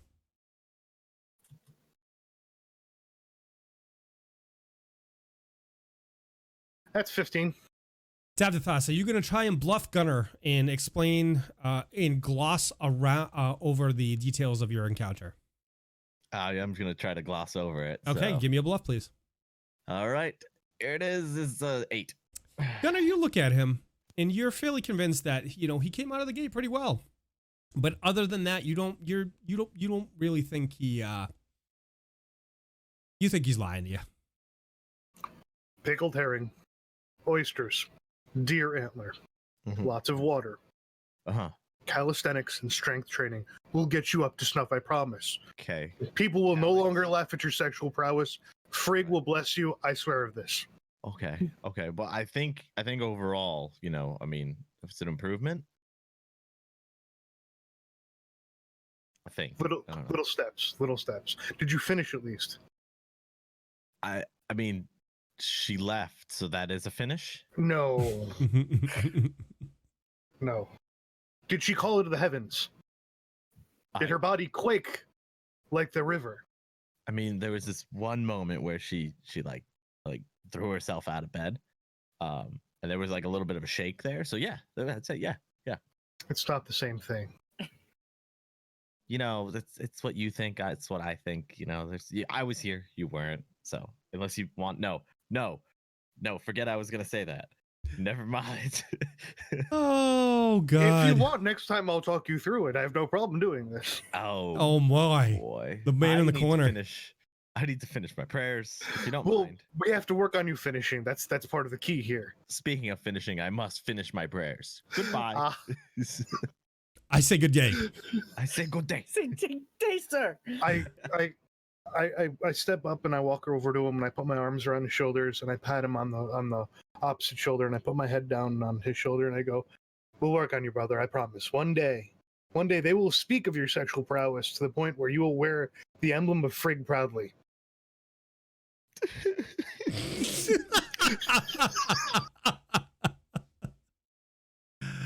Alrighty.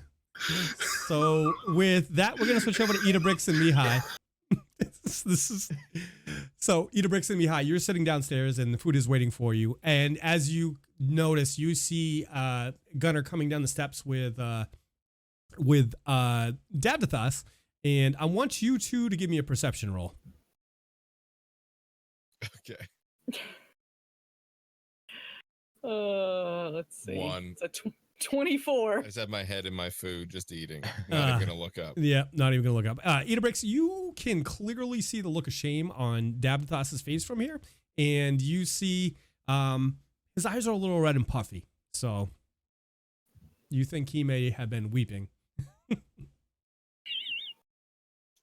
Oh. All right, so rough night, Davdithas. No, it was so good. We both wept. Give me that bluff. Oh my God. 18. Sense motive. Oh. 16. So you believe him. You believe he's Davdithas, don't lie to them. You can Now be you- honest with us. now you We're don't your believe him. friends. Well, I was gonna believe you. I I'm don't just gonna want look up for my food and go, "What's going on?" Barkeep, we need some oysters. We need some pickled herring, and we need some deer antler, please. you I do also not need lots of Oh, that's water. right. Okay. So let me you guys don't see Amiko or hear Amiko anywhere.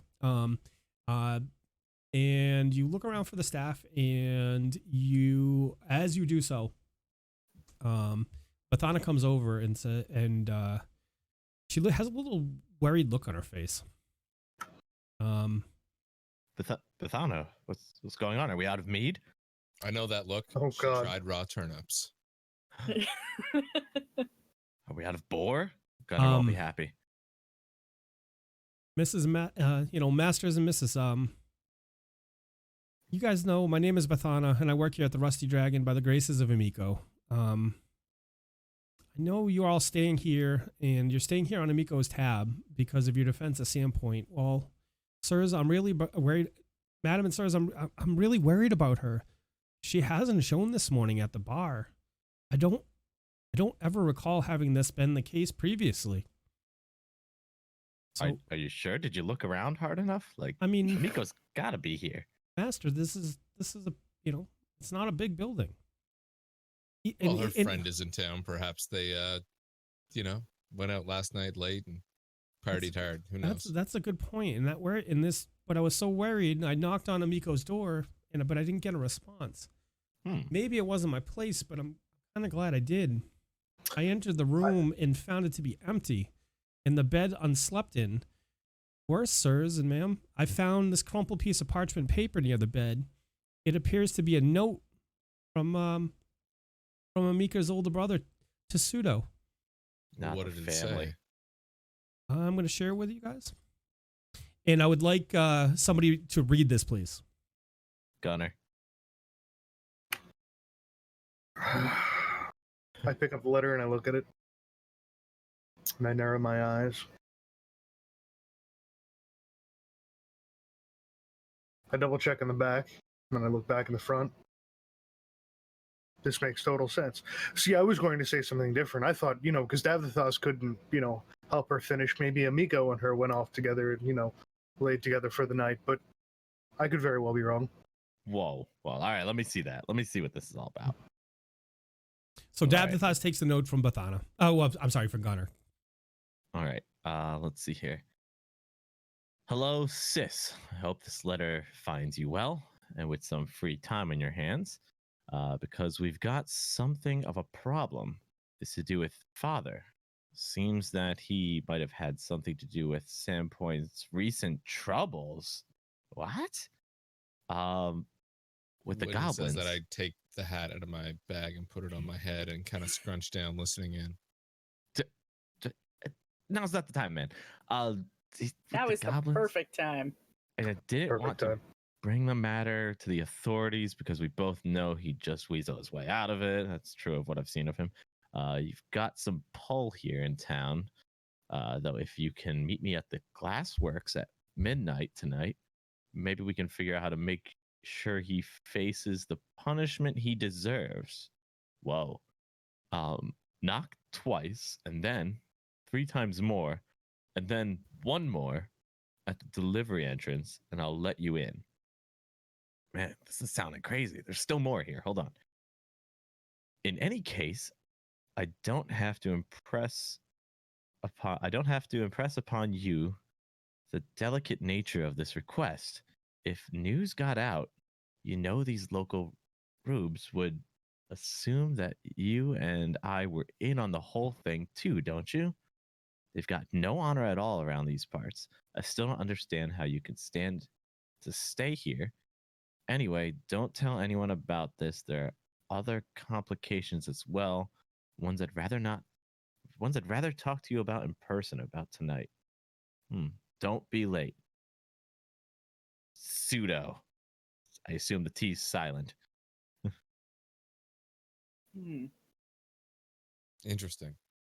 Precisely what I read. I don't believe you for a second, but anyway. So there- Bathana comes up and she says, That's Pseudo. He's trouble. Pseudo was something of a scandal when he was born, about a year before Amiko. Since he's half elf and neither of Amiko's parents are elves, it's pretty obvious that old Don Juco wasn't the boy's father. In his rage at the discovery of his wife's indiscretion was the talk of the town for months.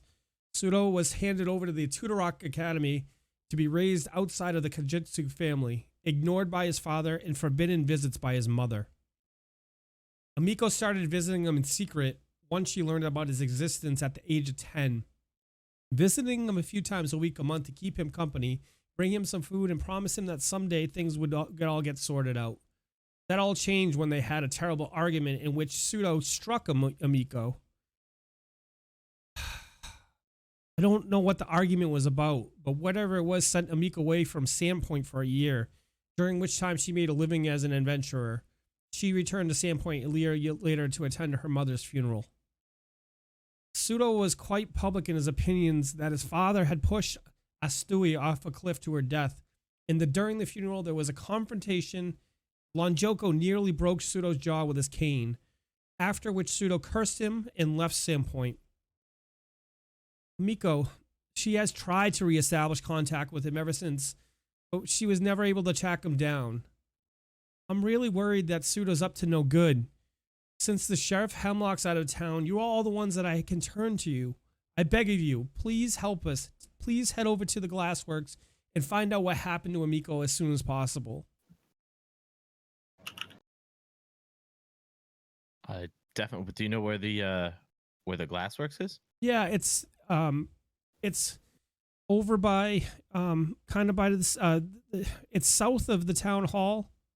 It's right across the street, south of the town hall. It's a big building. You'll see smoke coming out of the chimney. We should go there immediately. We should go there immediately. Mhm. I think she'll be fine, though. She can take care of herself. There's nothing to worry about. Still, with all the trouble that's been about, and especially the nature of the matter, they think that somehow her father was involved in the goblins. I could see it possible. The amount of rage and Please, anger he please, held sir. for her and for this place. Please, sirs, I'm so. Can you go, please? Yeah, we will go. We will Let's go. go. All right, I put my arms straight back and I run. Naruto style. Yes. Naruto style. Yeah. You guys We'll get watch there faster. Davdithas try to run out of the inn Naruto style. His arms held back, and he gets stuck in the doorway. I glance at Idabrix. He's not a bright one. Nope, not even a little. Pot, kettle, black. Just saying. All right, guys. Ouch. All right. So, it takes you, you guys know it takes about 5 to 10 minutes to walk over to the city hall. Is there anything you would like to do before you leave, or as you you make your way over there? And listen, I may not be the brightest, but I do know what love is, okay? Oh, it's true. It's true. I would agree with that. And how to love. Okay. Is there anything you guys like to do before you leave or on your way over there? Pat Mihaly on the back, stand up, make sure I've got all my gear with me. Okay. I didn't hear a lot of bellowing for Frigg. I heard a lot of chanting for Desna this morning. Did you guys hear my squeak call last night? That could have been part of the problem. Problem. All right, yeah. Like we got stuff to do. Let's go. Okay. Okay. You guys make your way over there, and I'm gonna put a map up so that you guys can see. Let's make sure this opens, and I'm gonna share it with you. Share with it. Apparently, I can't English tonight. Words are hard. Words are hard. And let me fix this, and I'm gonna put you guys on the map, and you're more than welcome to, I'm going to give you some description. I'm going to let you know what the building looks like, and you guys can set up and however you'd like. So, as you arrive at the Sandpoint Glassworks, you notice a handful of people standing around looking curiously at the building. It is obviously silent for a building that usually produces so many goods. The rumble of the furnace can still be heard, but nothing else. All the doors currently appear to be closed.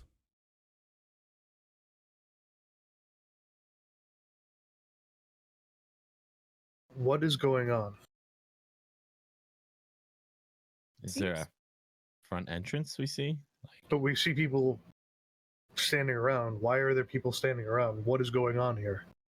Well, let's go ask them. Okay. This has me concerned. I approach with Davdithas towards the group of people standing around. The closest group of people? Yeah. All right. Wait, you guys are the heroes of Sandpoint. Yes. What's going on? It's just odd, sir. This building, there's usually people coming in and out of it, you know, with business and, you know, bringing supplies in, bringing finished product out. But look at it. It's strangely quiet.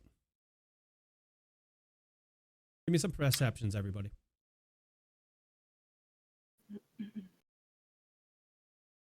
I roll a 16. 8. 12. 22. Everybody except for Gunnar notices that all the windows, the drapes are pulled. They're all pulled over the windows. I make my way for the door.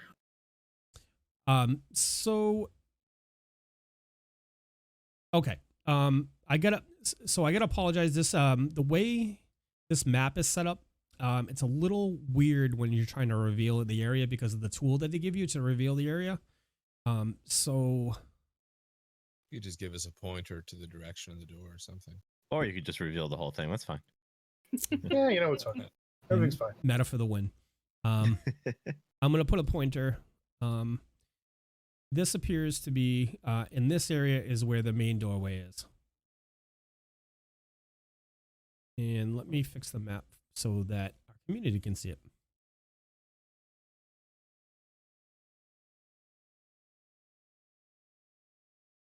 All right, so what are you doing right now, Gunnar? Making my way towards the main entrance. I'm a man on a mission. This door's going wide the fuck open, and we're not playing any games. Okay. So the door is on the southern part of the building. And in the square. So you're gonna try? Are you physically gonna try to batter the door down? First, I'm going to try before I pry. Okay. And if the door won't open on its own, we're blowing through it.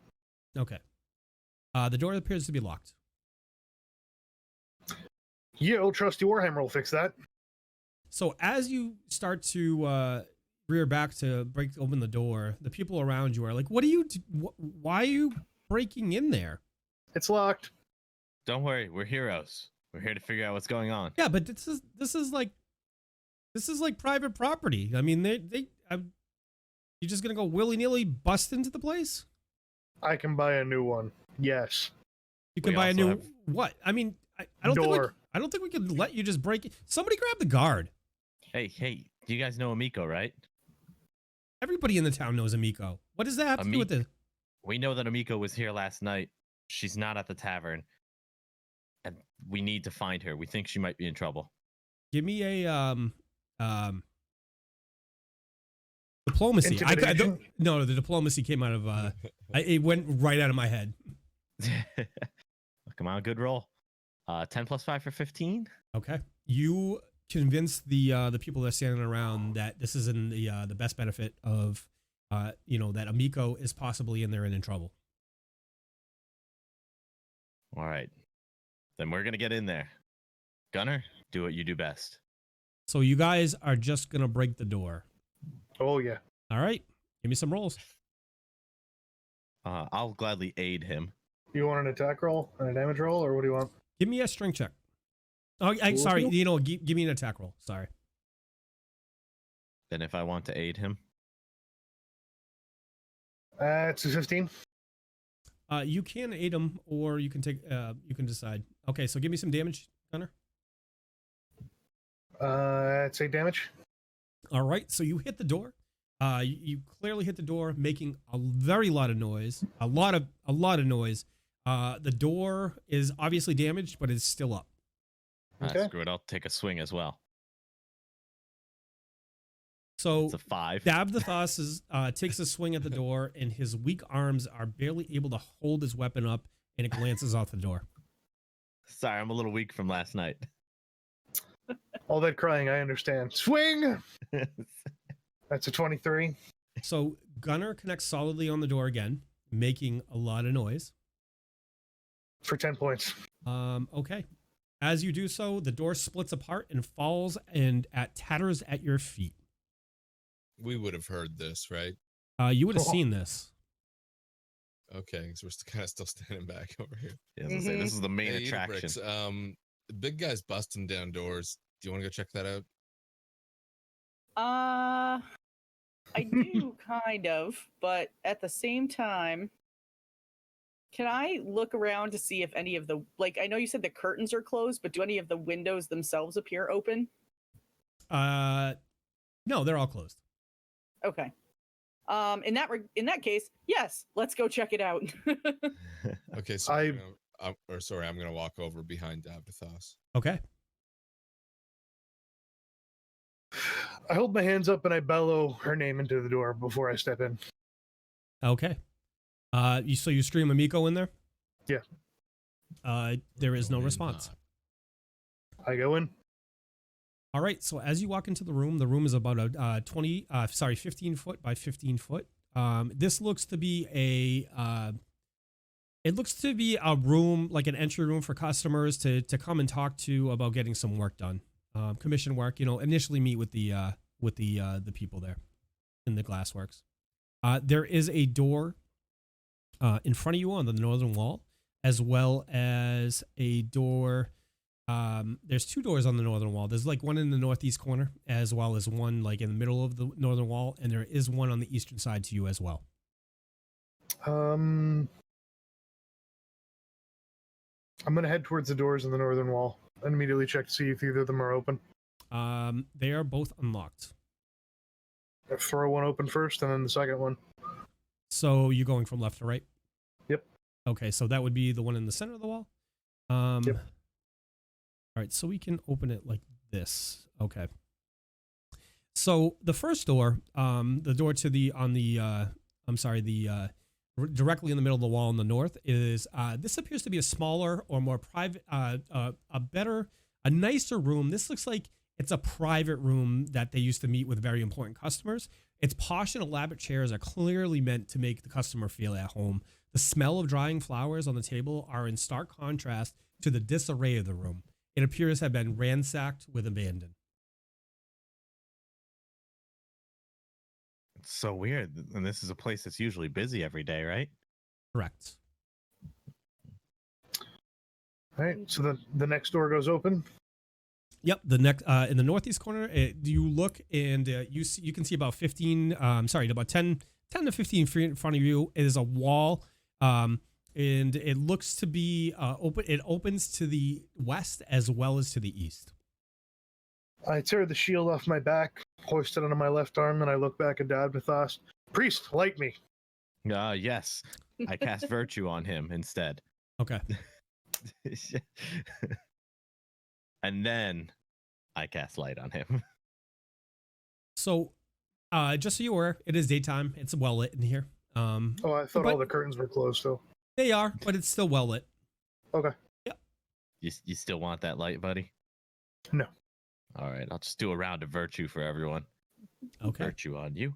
Can you remind the DM how long Virtue lasts and what does it give? 1 temporary hit point? Oh, yeah. It is 1 temporary hit point for 1 minute. Okay. Alrighty, fair enough. So Gunnar, as I said, it opens about 15 feet in front of you, and there is it is, a typical, it's an office building, for the time. It's, the wall in front of you is stone, as well as the room, the floor. And it branches off. It looks like it come to an intersection where it opens to the northwest as well as east. Okay. I'm gonna step through the door here in behind Davdithas. I'm gonna cast Detect Magic and just kind of see if I can feel any presences or any interesting items around. Not from you. Not from here, no. Okay. Yep. The room that was ransacked, that's the north room on the left-hand side?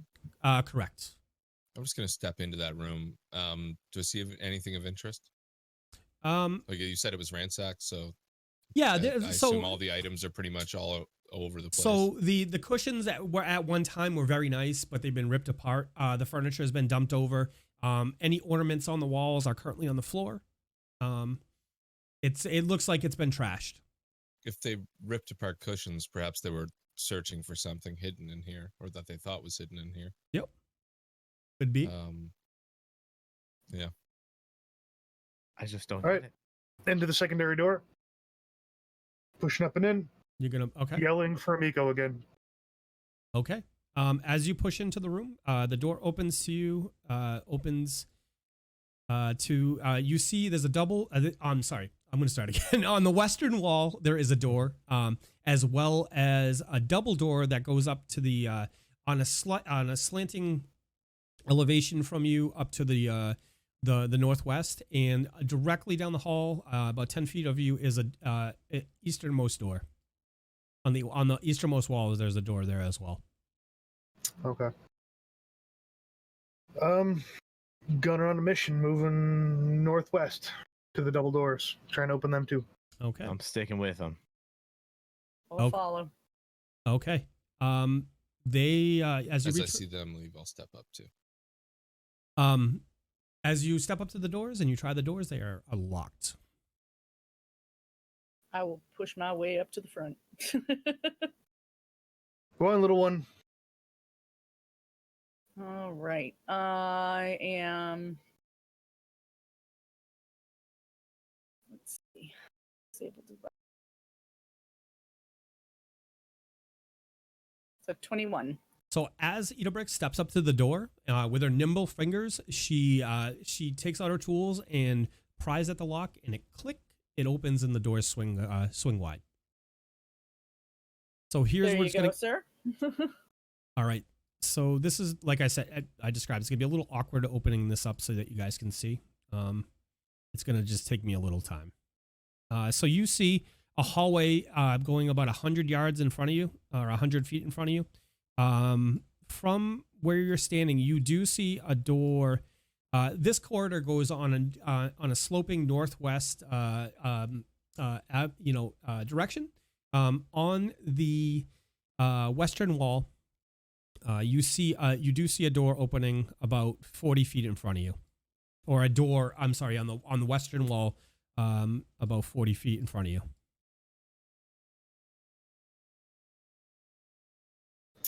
I'll step It's a up long hallway. and stop just past the door and look back for the others to join me and motion Idabrix to the door. Okay.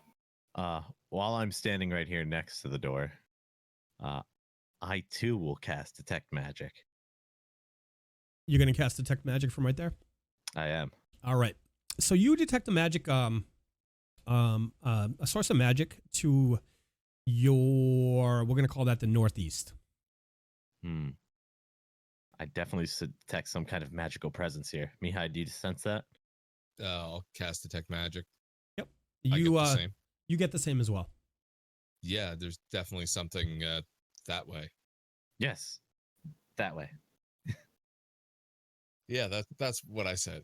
Yes. Yeah, I confirmed it that way. Yeah. That way. Well, okay. These ways. Okay. I think maybe we should head towards it. I mean, would there be a reason that there would be magic normally here? It's Glassworks Factory? No. Give me Knowledge Arcana. Okay. Knowledge Arcana. I roll a 9 + 4 is 13. I roll a 6. It says I'm untrained. Never mind. Yeah, you can't do knowledge checks on trade. So Right. Miha, you think so? In your knowledge of the magical arts, you think? I mean, it's possible that they could have some magic item here that assists them and makes their job easier. It wouldn't be that far outside the realm of having something to assist them.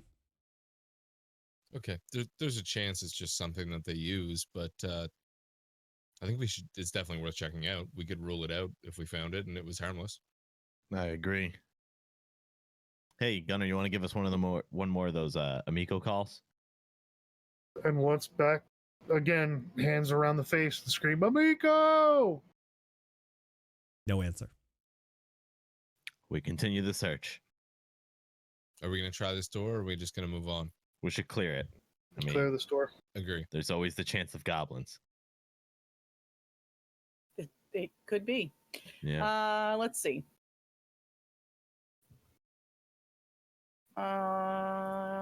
Did we definitely establish this door is locked? Nobody has tried this door yet. I am going to try the door. It is not locked. Ooh. There you go.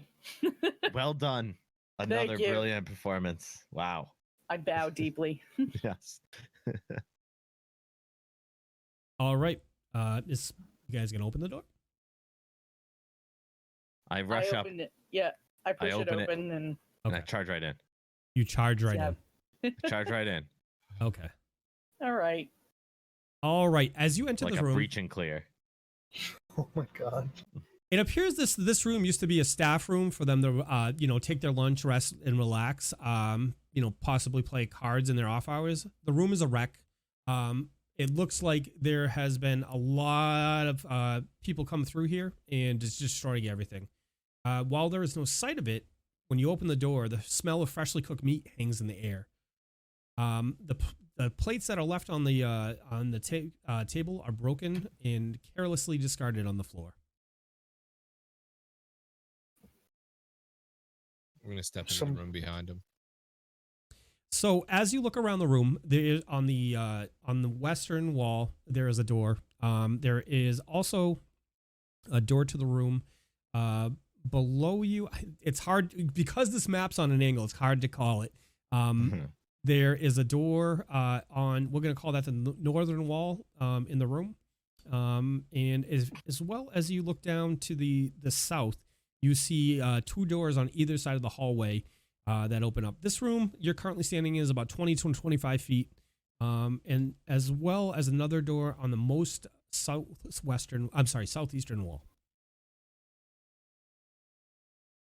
I'm going to walk a little further into the room. Just kind of look around. Okay. It's you're fairly confident it's been ransacked. It's Yeah, much like the other room. yeah. I'm gonna see if this door on the northwest wall is unlocked. Okay. It is in fact unlocked. Davdithas. All right, I'm gonna open it a little bit and peek in. Okay. When you open the door, you see a hallway extending in front of you about 20 feet. There is two doors on the we're going to call that the northeast wall. They're both one's about right directly in front of you as the door opens, and the one's about 15 feet down on the northeast. Okay. Idabrix and Gunnar, give me perceptions, please. I'll use my +1 from Nate at this point. Okay. I have a 19. And what'd you roll, Gunnar? Hold on 1 second. My map got in my way. Oh, okay. That is an 8 total. Sorry about that. Okay. So Davdithas, you stand in front of the doorway. Again, on the right-hand side, there is a door. As well as a little farther down. I'm sorry, I forgot to open that up for you. It's all good. I see it. Okay.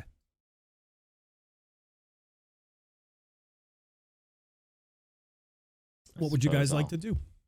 I'm gonna move in and check this first door, see if it's unlocked. It is in fact unlocked. I will. I intend on opening it, but I'll let anyone else go if they want to. I'm keeping an eye down the hallways, the main hallways that we came in from. Okay. While I see him cross the threshold of that door. I'm going to follow up behind him a little bit. Okay. I'm gonna come into the room that they just have been in, and kind of look towards the other direction, like kind of move the other way just a little. Okay. You're just moving down that direction. Yeah. Okay, so you're about 15 feet into the room, Yeah. towards the southeast. Yep. Sorry. Yeah. Okay. All right. Well, then I guess I'll open the door. All right.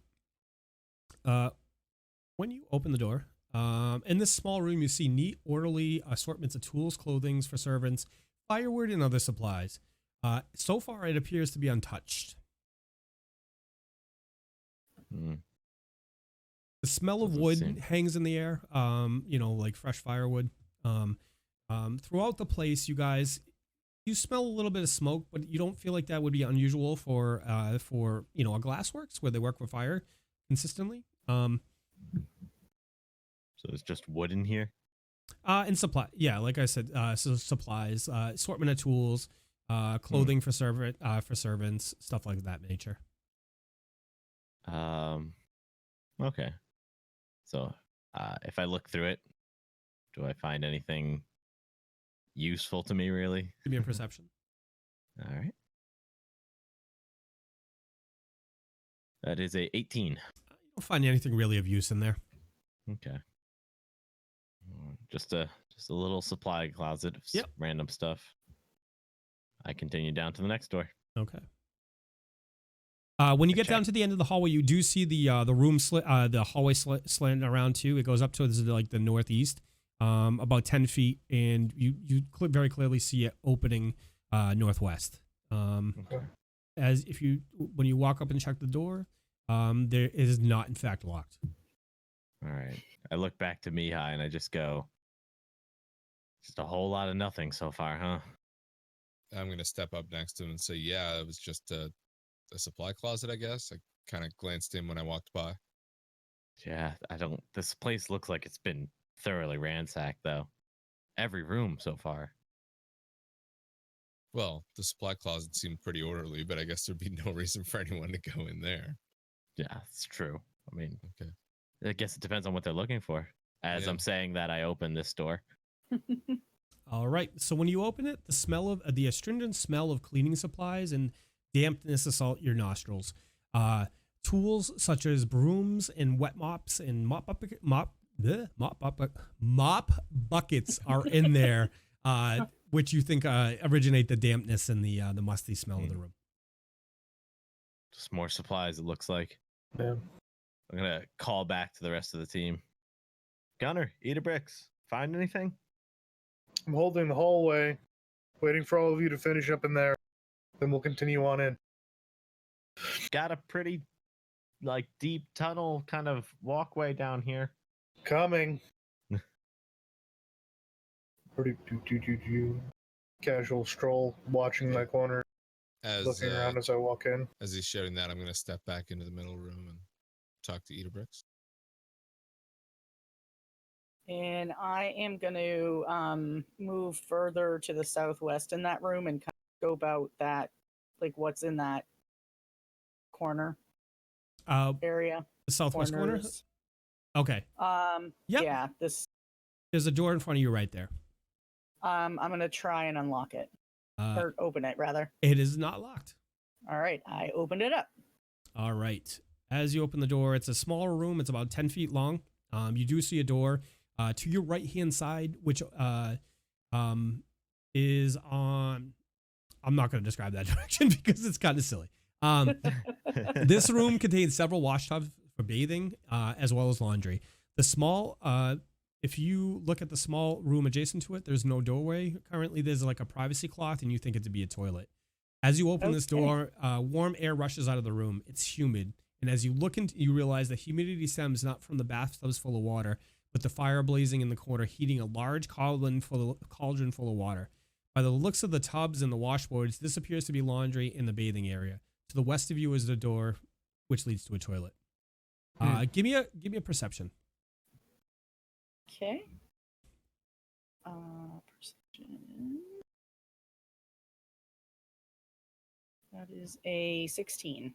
Okay, so when you look at the water, you can surmise that it's only lukewarm. There's only a little bit of steam coming off. It doesn't feel hot. You stick your finger in it, and it's only like lukewarm. So it's been sitting for a while. Okay. I'm just gonna peek my head through the door, look at the tubs, and say, Idabrix, don't tell Gunnar about these. No, don't worry. Okay. Secret's safe. Let's keep moving. Yeah, I will just come back out. Okay. If you need to pee, though, that's the spot. I'm gonna head down to. Not in the tubs. I'm gonna head down to the furthest south door. Okay. And Can I try it? Is it locked? It is not locked. I'm going to slowly push it open. Okay. I did it. I opened a door. When you open the door, you see a couple little crates everywhere. There's seats there, and there's drawing on the walls. It looks like the marking in coal on the walls is to designate larger orders. There's tally marks there, and then you see designs for different types of glassware done up in charcoal, and it looks like you get a feeling that you think that people they might have met here for larger products, like the staff, how to get through the larger projects. Okay, I'm just gonna step in, look around. Is there anything of any clues, anything of value in here? Anything that I should know about? Give me a perception. Sure.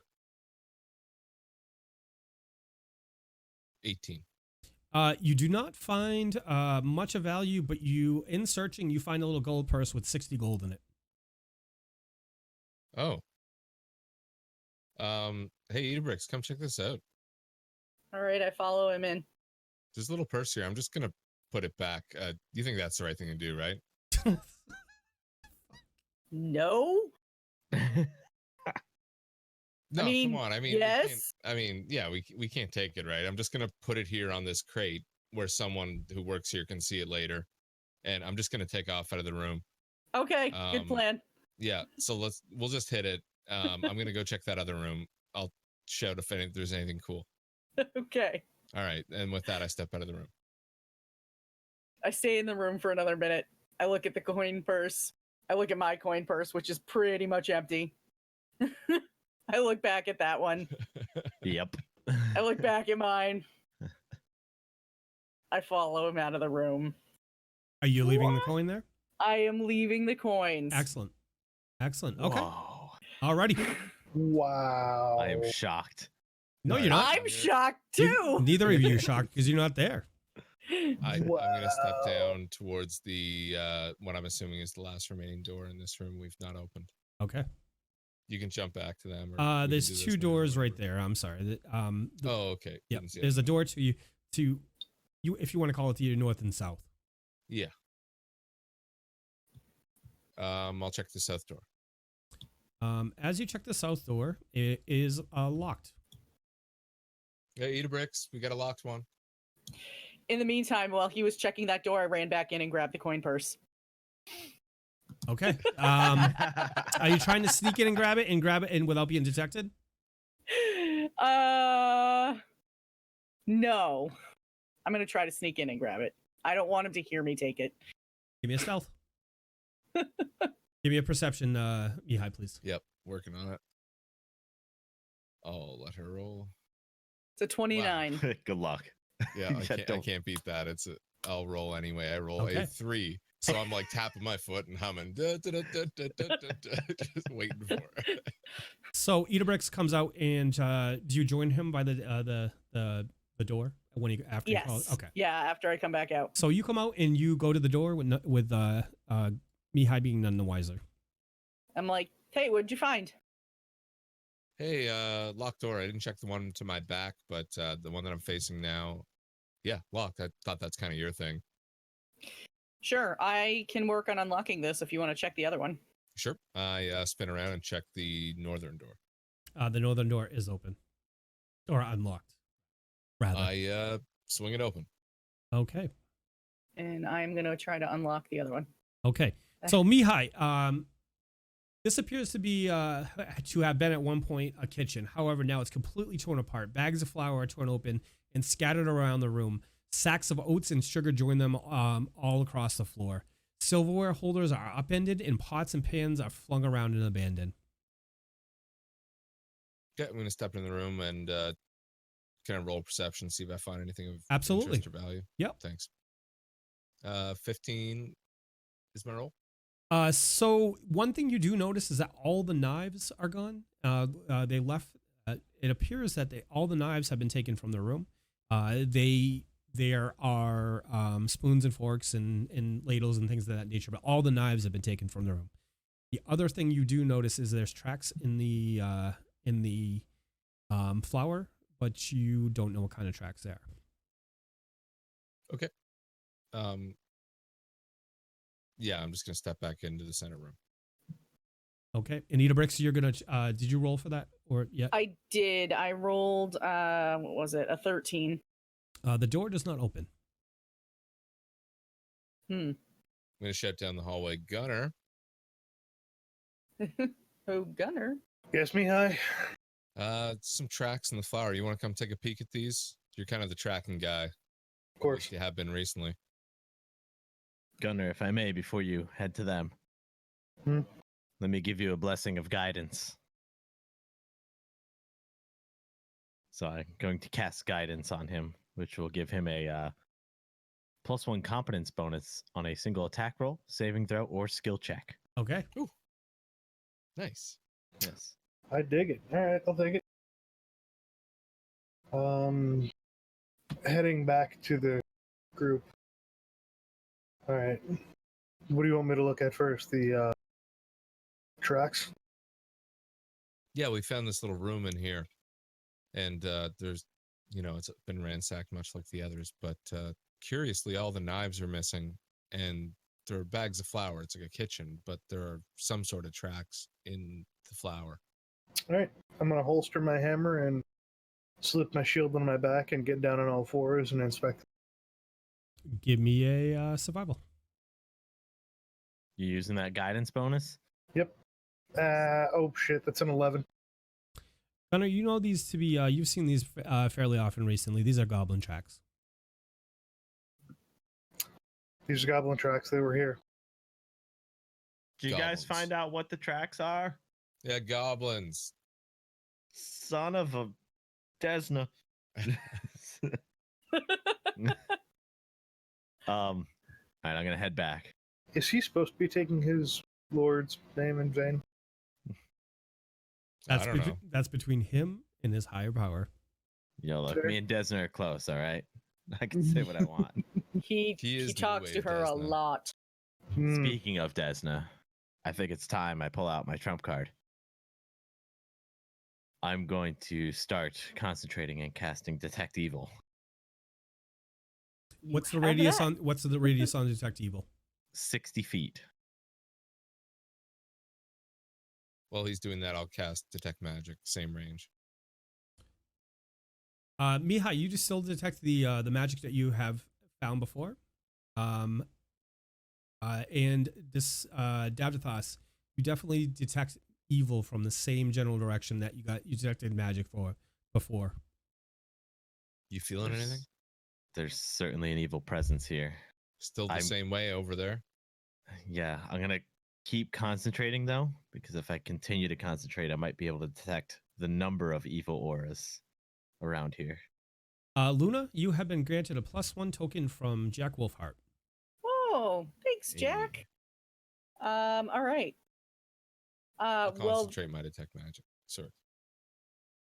while they are doing those, can I try to unlock that door again? No. Okay. It is beyond your skill level. Problems getting in Alright. there, Luna? What's that? Problems getting in there, Idabrix? Yeah, a little bit. Luna, you've also been granted a token from Great Wolf.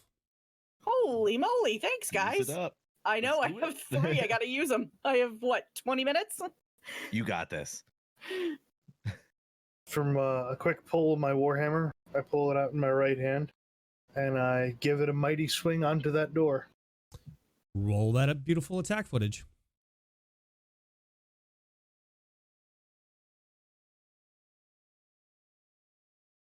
That's a 24. So as Gunnar steps up to the door, his weapon grasps firmly in his hand. He hits the door with a very solid hit and does how much damage? That'll be a max damage of 12. Okay. So the door shutters, and it is very badly worn. There's cracks throughout the whole thing, but it's still open. And one last mighty swing to blow it off its hinges. That's a 13 to hit. And as Gunnar rears back with frustration because the first blow didn't hit, he strikes through the door, and the head of the hammer pokes through the door and knocks it to splinters. That's 7 total damage with that second blow. Yeah. You only needed 1, so. Okay. All right. So as you open the door, this room is a mess. Barrels and sacks of grain, and crates of dried fish and venison have been completely demolished. Most of the food is missing. You pretty much just see scraps. A broken dog slicer lies near the northern corner, discarded. There is a door. I'm going to try and open this up a little better for you guys. There is a door on the western side of that wall, or southeastern side of that wall. Okay.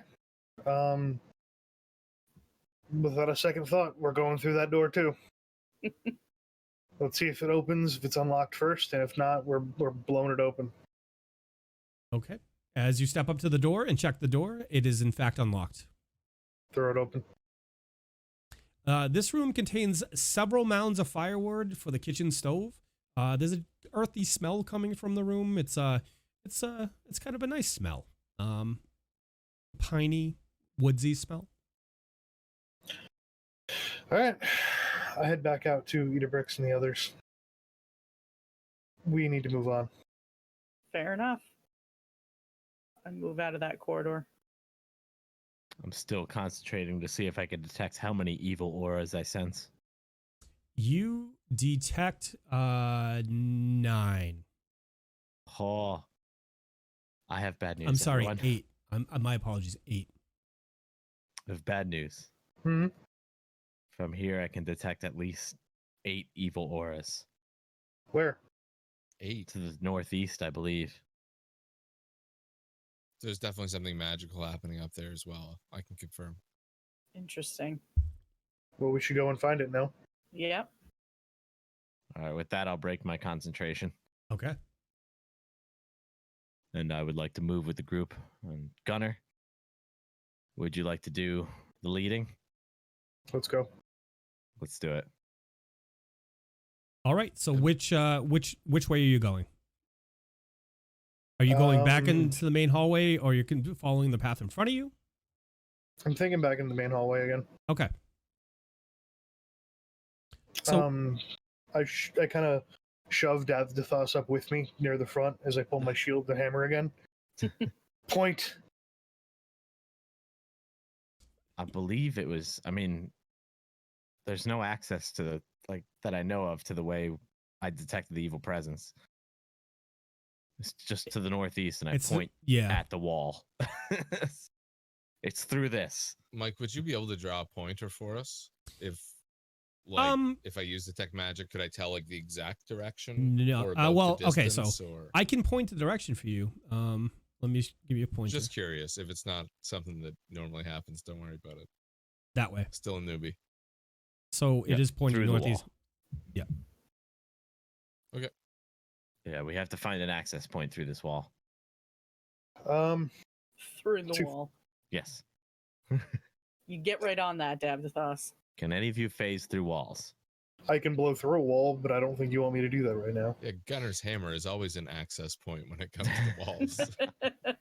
Yeah, I don't know where the support beams are in this building, so... Yeah, could be structural. Let's move along.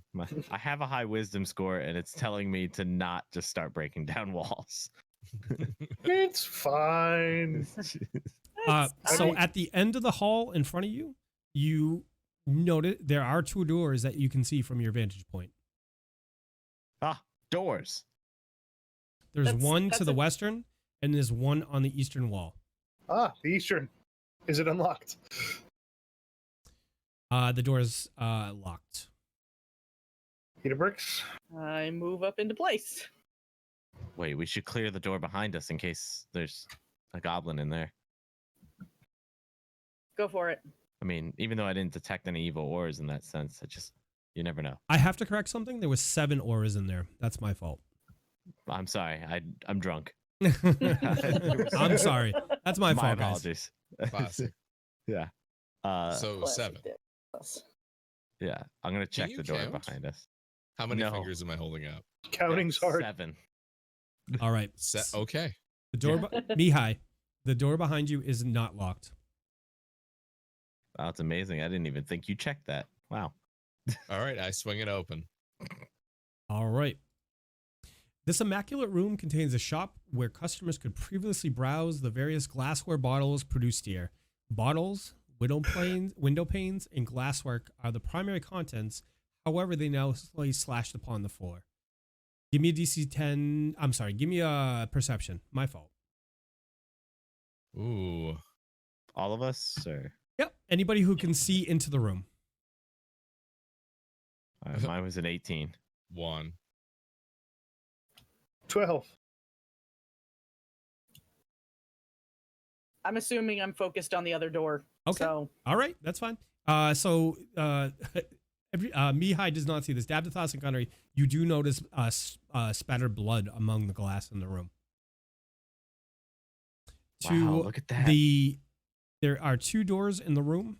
I'm sorry, there is 1 door in the room to the south. What you would have to do is walk into the room, and it would be to your left hand side, which is working to the southeast part. Okay.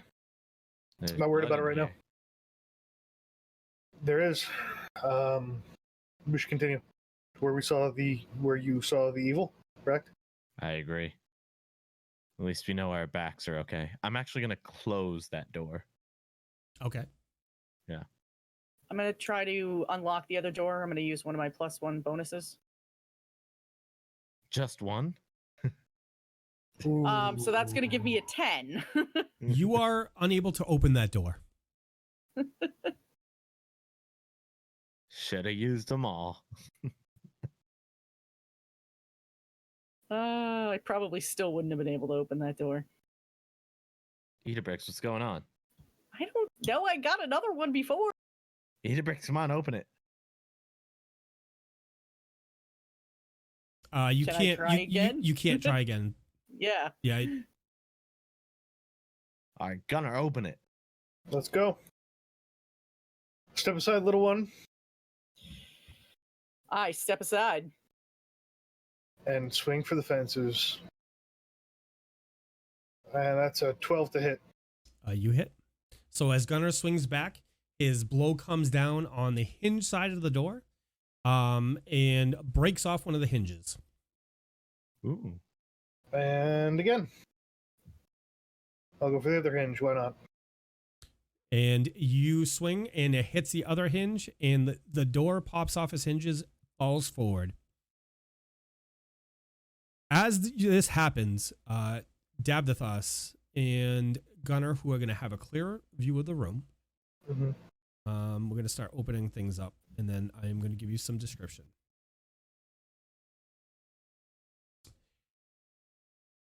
A furnace burns along the southeast wall of this room.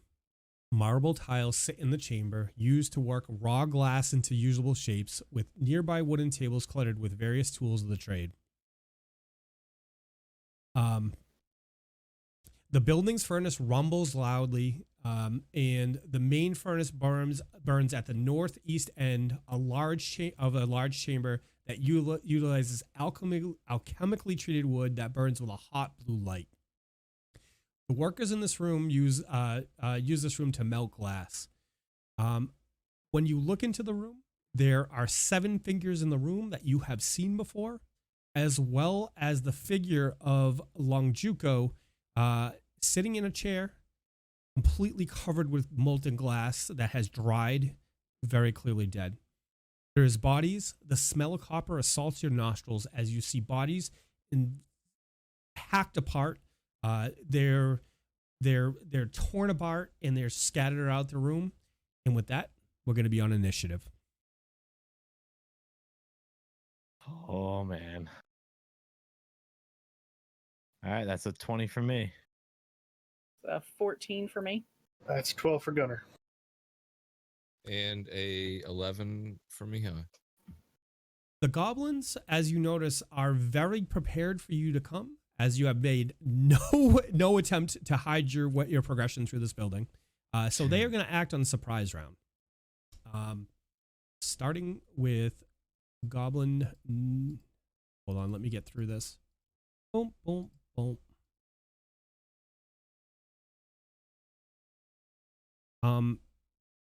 So when you step up to the room, you're going to see to about here. So he's going to do that.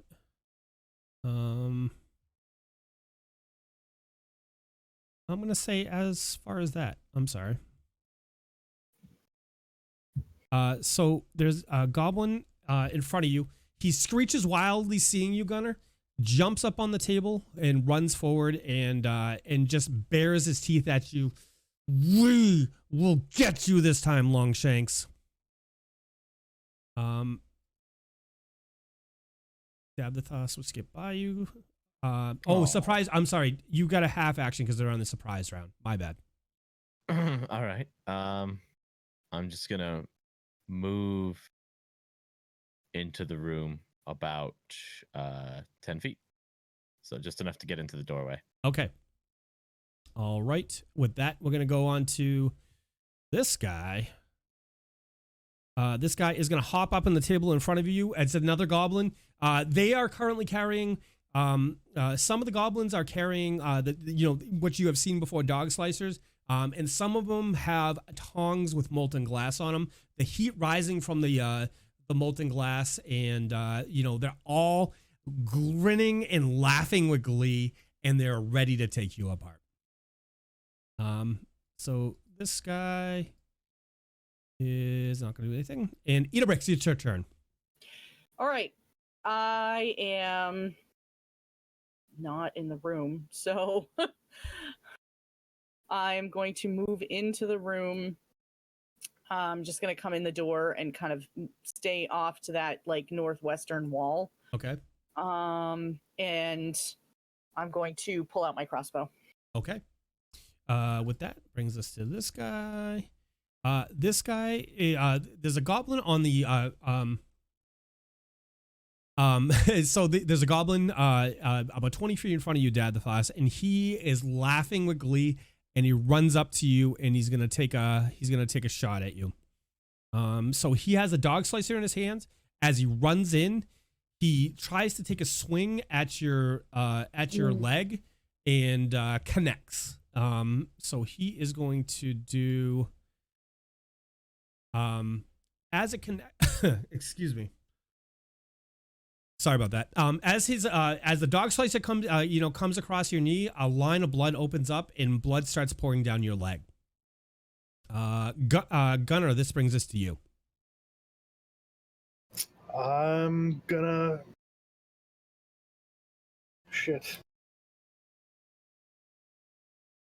question on how tumble works or acrobatics work in Pathfinder, because I'm not 100% sure. Okay, so we can take a look at it, but I believe with a successful check, you can pass through an enemy square without taking an attack of opportunity. That's what I'm looking to do. Mike, you applied the damage to me. Oh, I did. Okay.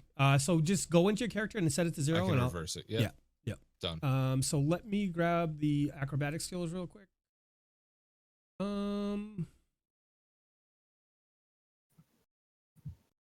All right, skills.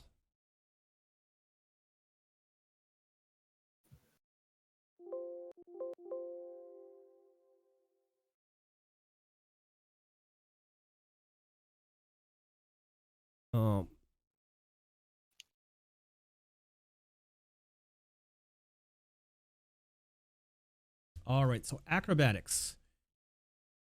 Move through threatened squares.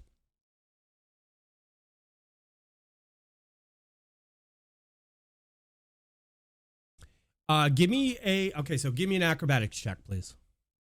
Sure. That's 10. And let me see if you are successfully able to get past them. Does he get a bonus based on size, or specifically size difference? I I think I remember reading something about that. Don't let me throw you off though. For this think it's situation, like a we're bonus gonna or call it penalty. no because I don't see anything. But we'll Sure. No sweat. we can revisit no that problem. offline. I So, don't mean to hold up combat too much. I mean, if he hits me, it's no big deal. So the way this works, it's your acrobatic checks versus him CMD. So his CMD is a 12, so you are unable to get past him, and he takes a swing at you as you go by. Okay. So Gunnar runs in the room and tries to dive past the goblin and his friends in front of him. As he does so, the goblin takes a swing at Gunnar as he's tumbling through the square, but narrowly misses him. So, Okay. all right, Mihaly, you're up. I'm gonna. Well, it's just my move action. I'm gonna swing It's off a with the same guy. No, you're on a surprise round. Oh, okay. You're I still thought on the this was same round. round. Yeah, yeah, it's a long I'm round. sorry. No worries. Mihaly. I'm gonna step up to the threshold of the door behind Davdithas Yep. and cast Acid Splash at the You can't. goblin right in front. You can't. It's a surprise Oh, round. I'm on surprise. I'm Right, sorry. yep. I'm just gonna get in position. Can I ready a crossbow? In the same round? Yes, you are. I have a heavy crossbow in my inventory. I've never Okay. used it, but I'd like to ready I'm that. shocked by this. I had no idea you had such a weapon. Okay. I just pull a crossbow to my bag and kind of set it up. Okay. And I'm looking at it like, where did that come from? You're not the only one. For those of you in the room, you see a goblin start to run towards the group. He runs about 25 feet and jumps up on the table as well. And with that, we're into a normal round now. We're at the top of the initiative. Where everybody's gonna be able to do their free, whatever action they'd like at this point. So the guy on the top of the table, the closest goblin to you on the top of the table runs over, looks down at you guys, and he takes out he picks up along the way a piece of glassware, and he's gonna hurl it at Idabrix.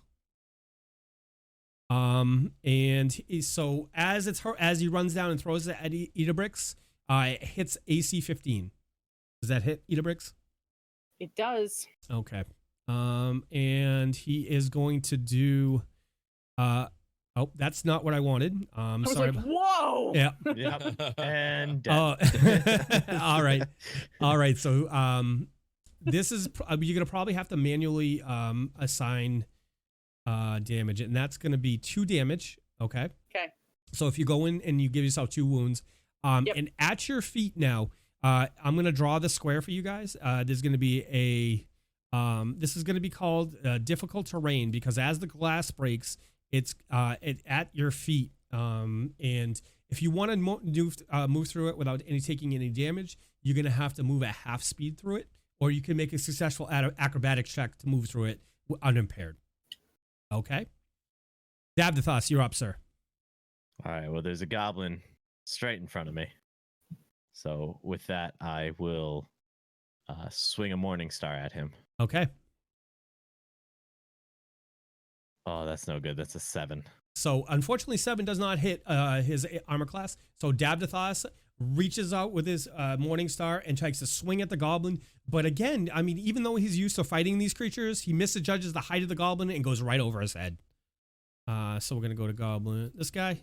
You guys notice a goblin suddenly appear on the northern wall, and he jumps up on the table, and he is gonna throw a piece of glassware at Davdithas. And so he throws that glass at Davdithas, and Davdithas is able to duck, and it misses. But again, at his feet is going to be, the glass is going to hit the wall behind him and shatter, and it's going to create shards of glass at the feet in the doorway there. Alrighty, so that brings us to Idabrix. Hey, all right. You Can I could. use one of my? Yeah, I'm sorry. Go ahead. I was going to ask if I could use a +1 for my attack. Absolutely. One of my +1s. Awesome. So you are currently in hand-to-hand combat with Goblin. So if you shoot your crossbow, he's going to get an attack of opportunity. Okay.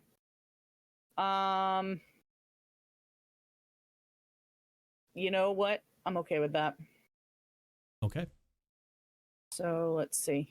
That is a 23 to hit. Okay, so we're gonna resolve the attack of opportunity first. So let's do that. Boom, boom, boom. I have to do this. To do it like this. So he is gonna take a swing at you with his dog slicer. Does a 19 hit? Yes. Okay. And he is going to do 3 points of damage to you. Okay. All right.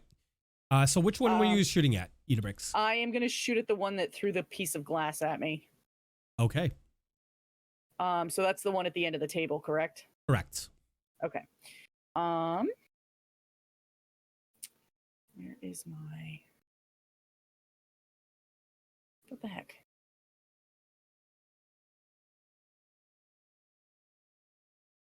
I have such a hard time finding which one I'm supposed to... For damage? Yeah. So if you open your character sheet and you go to your abilities or actions, if you drag the 1d8 piercing damage and you drag that on the enemy. I always look under combat and it's not there. That is a 5 damage. Okay. So as Idabrix, she readies her crossbow and takes aim at the goblin that threw a glass at her because she's obviously pissed off, because of the glass. In doing so, she takes her shot. The shot flies true. It strikes the goblin in the chest. It's a pretty solid blow. But because she did so, the goblin next to her draws a line across her and with her sword and hurts her arm. With that, we're gonna go to the goblin standing right in front of Idabrix, and he is going to take a swing at Davdithas. And he connects very solidly, but but does not connect as solidly as he could have. And he is swinging with his dog slicer. He is trying to get up into the Gunnar's side and stab him in the side, but it looks like the damage was absorbed because Desna is protecting her agent. Thank you, Desna. Yep. Alrighty, so with that, it's going to bring us to Gunnar.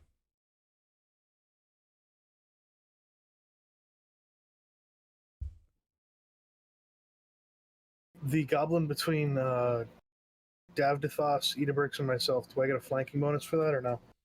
No, because you can't draw a line through it. You would have to be standing in the wall to your left. Okay. I'll swing and finish him off first, or hit him. Okay.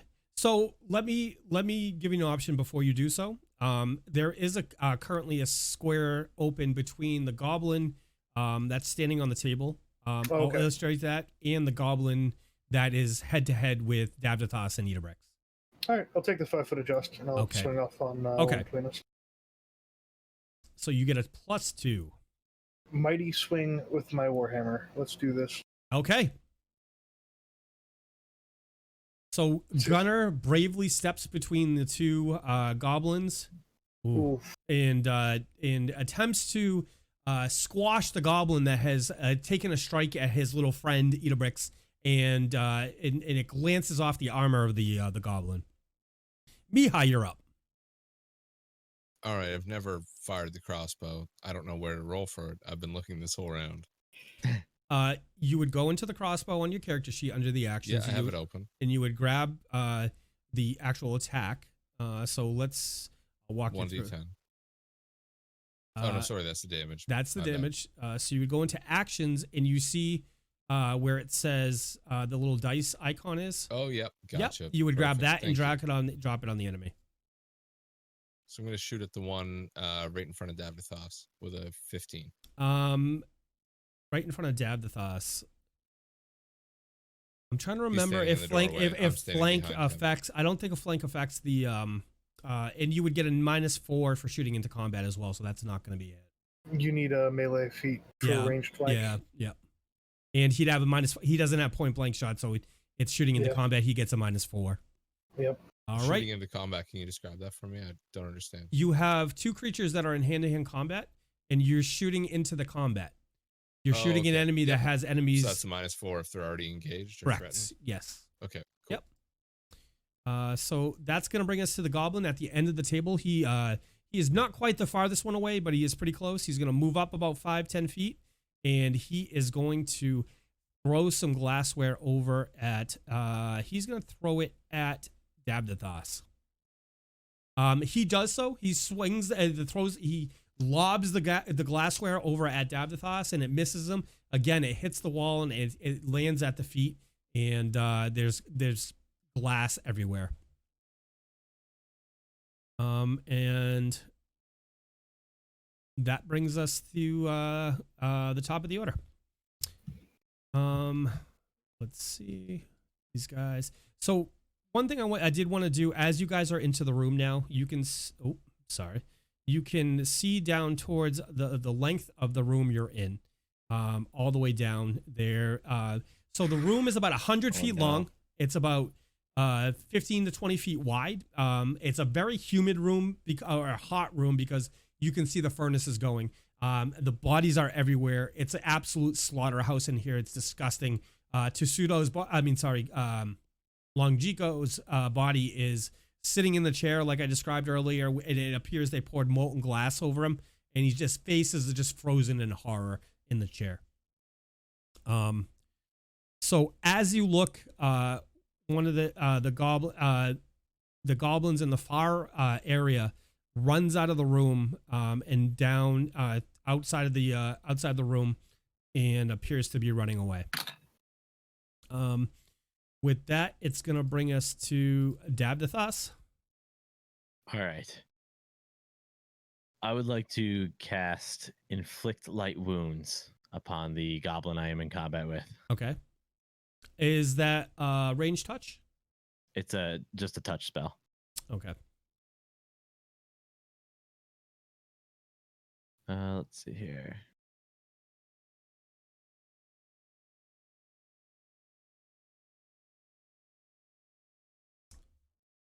All right, so it looks like I roll. Well, he's rolling a save. Yep. And so he failed to save. So roll damage. Alrighty. It's going to be 1d8 plus my caster level, which it doesn't look like I can actually roll the damage from the spell. So I'm just roll it. Roll it Yeah. With a modifier. Yep. And we'll apply it. Alrighty. So it's going to be a 3 total. Okay. So Davdithas reaches forward, calls upon Desna. His hand lights up. He touches the enemy, and the goblin shrieks in pain. Where Davdithas's hand touched, it clearly shows the mark of a damage. So let me do this. He is going to. That was 3 damage, correct? Yep. Okay. He is. I gotta get the right one. There's a lot of them, so. Great. Fantastic. That's exactly what I wanted to hear. Fantastic. Yep. That's superb. Okay. So with that, it brings us to this guy. And he is gonna hop down and run over to Gunnar and try to take a step. He's going to take a slice at Gunnar with his dog slicer. As he steps down, he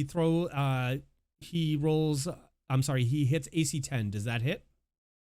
That does not hit. Okay. All right. So as the blow comes down, he just kind of fumbles as he's jumping down. He's not able to land a good telling blow on Gunnar. You again see a goblin midway down the room. He's going to hop down and run forward about 20 feet and swear at you guys. He's like, "You Longshanks, you think you could defeat us? We goblins, we're going to slaughter you." And with that, it brings us to you see another goblin at the end of the hallway start to run out of the room. He gets about 20 feet down towards the door, and he doesn't quite make it out of the room, but he's running away from you guys. Idabrix, you're up. All right. Let me something.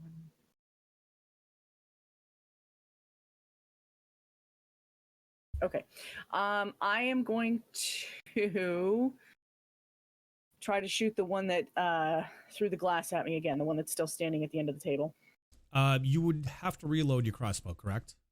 Yes, but I figured out that I can do that as a move action. Okay, excellent. Yep. So I can reload as a move and then still attack. Okay. And you as you know, you will take an attack of opportunity. Yep. Okay.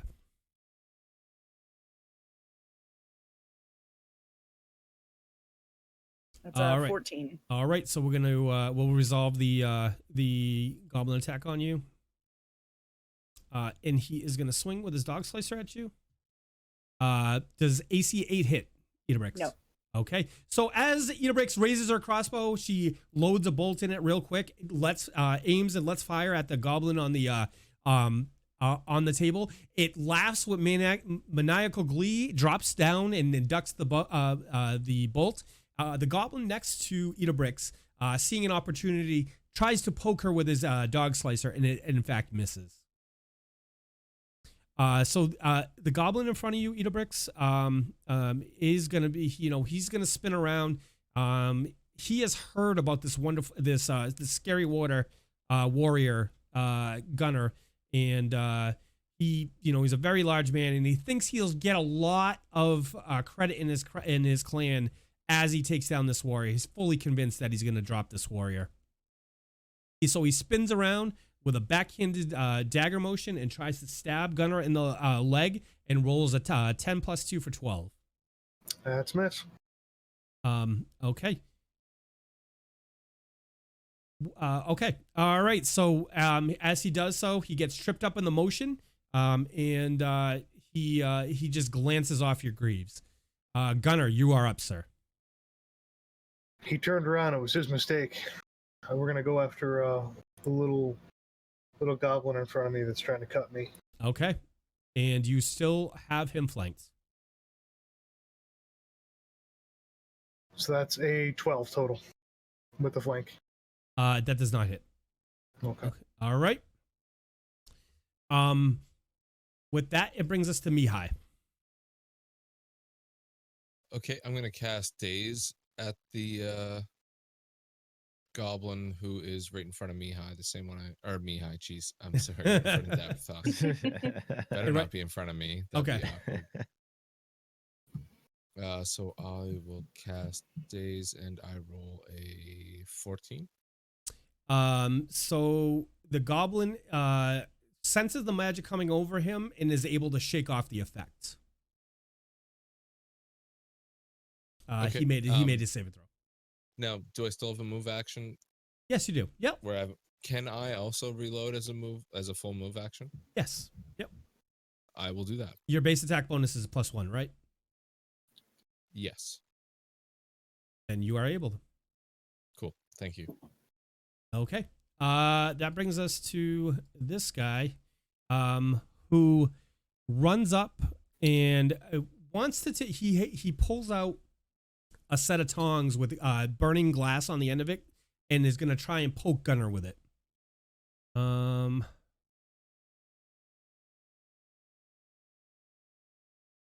is able to poke Gunnar. He connects on the side of your neck, Gunnar, and you hear a slight tss as your flesh burns a little bit, and he does 1 point of damage to you. He had a 17. 17 plus 2 for 19. Okay. Yep, with the flank. Oof. Yep.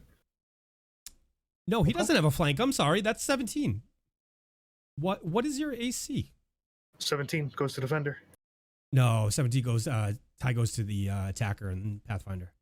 Oh, okay. Yeah, that's why. So and that is going to bring us to the top of the order. You guys are seeing the insanity of what's going on in this room. All of a sudden, the door at the far end of the hallway opens. A figure steps through, and I'm going to grab a picture of that figure.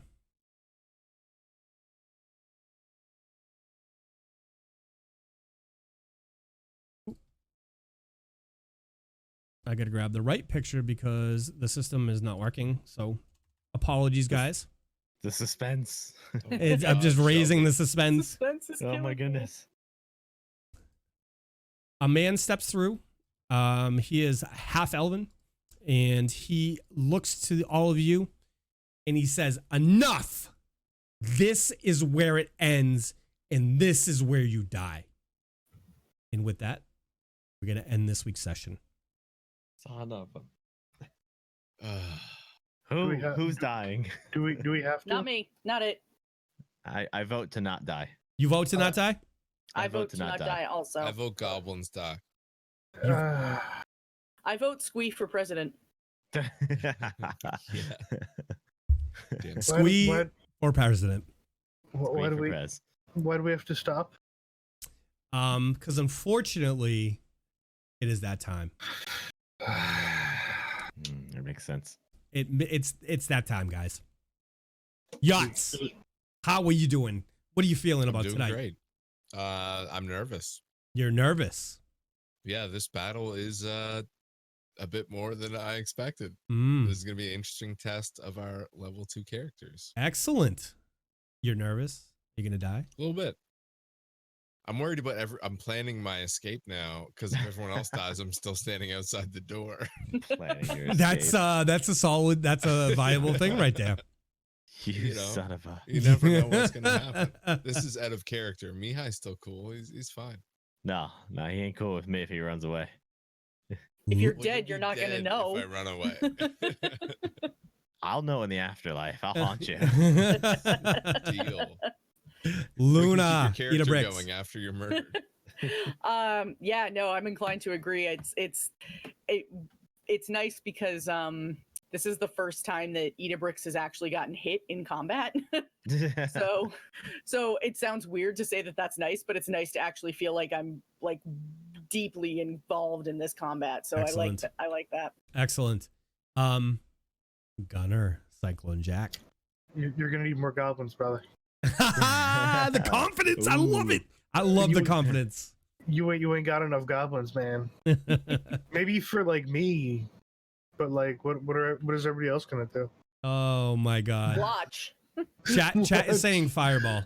Chat is saying fireball to solve this issue. Bring it, let's go. Throw it down. So what are your thoughts on tonight, Jack?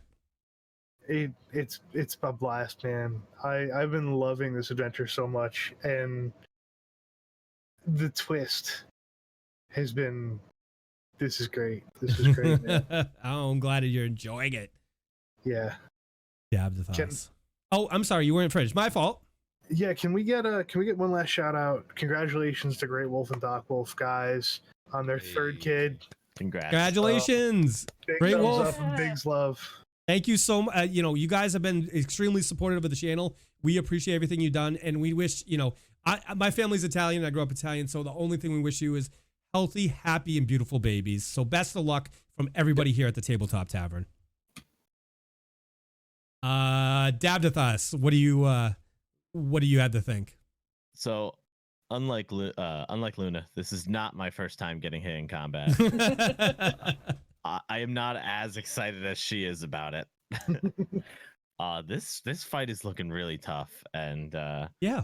Yep. it's I can only hope that whoever has just appeared is not here to kill us. So, fingers crossed, and I'll find out next week. There's always hope, right? Hope is a thing. There's always hope. Keep it in my prayers. So this is the first time we're really testing the party and their ability to work together. And, they have worked very well together, especially, some of the players in here are newer, and we have veteran players. For me, I can't wait to see how this plays out. You guys are very smart. You guys have a lot of fun. And this, like anything else, is going to be another fun experience. And it's a first for our party, right? It's a first to see something like this, and I have every faith that our heroic party is going to use their brains, bronze, and the powers of their respective patrons to work through this and figure the situation out. You guys are amazing party, an amazing cast, and I had a blast as always tonight. So thank you so much to the cast, YottsTwitch, Luna, Cyclone Jack, and Davdithas, Decider. Thank you so much for coming out and playing games with me this week. Thank you, man. Thank you. You guys are fucking rad. So, chat, guys, everybody out there, thank you so much for your support tonight, as always. It's good to see your new faces out there. I love you guys. Thank you for coming by and checking us out. If you want to see how the story begins, there's a lot of different ways you can do so. The VOD is up here on Twitch. We have episodes 1 through, I think we're into 7 now. It's in podcast form, so if you don't have the ability to watch it, and you want to listen while you're pretending to work, you can absolutely do so. And check for the Tabletop Tavern on any major podcast platform. We should be there. If we're not, send me a message and we'll figure that out. And we are also on YouTube. If you want to support us, you can absolutely support us on YouTube. It's youtube.com/howinerd. Guys, we thank you for coming out week after week and supporting us. For the new people of the channel, if you enjoyed yourself, give us a follow. Come say hi. Drop those emotes if you were lucky enough to be gifted one this week. We have a lot of fun doing this, and I can only speak for me personally, but you could hear the cast. They obviously have a lot of fun. This is a labor of love for us. There's a lot of work that goes into it, and it's very rewarding for us to see you guys come out week after week and celebrate with us. That being said, if you're in a position to financially want to support the channel, we strongly suggest that you look at Patreon. Patreon takes the least amount of money out of the bucket, and you can support us for as little as $1. That's patreon.com/Tabletop Tavern. With that being said, I'd love to give a shout out to our patrons. The people who give us money. The people who support us using the Patreon platform. So all of our patrons. Patrons, yeah. Yes. So let me get up the list of that. We have Stormbringer Bob. Let me actually get to the list because I'm dumb. We have Riot Extreme, Stormbringer Bob. We have Heron, Nate Westlink, and Wolfgar. So we thank you guys, everybody out there. Thank you so much for your support. That really helps us offset some of the cost of, the podcast hosting and other things. It allows us to put money into production and make it just that much better for you guys. So like I teased last week, we also have a second live game coming, and that is in the works right now. So that is going to be a cyberpunk adventure set in Boston in the mid-'80s. So if cyberpunk's more your thing than fantasy, get ready to check this out because it's going to be an amazing experience. And we have Gunnar joining us for that campaign as well. And YottsTwitch is working with me and writing lore for that story, and we're building upon that world. It's a wonderful thing. So without further ado, guys, I just want to send a thank you. We're going to send you over to the credits, and we're going to find a target to we're going to spread some love out there, and we're going to see who we're going to raid. But in the meantime, I'm going to kick you over to our ending screen, and we're going to play the credits so you guys get the credit you guys deserve for supporting us and supporting our channel. We have to take a look at Twitch real quick, and let's see who's on.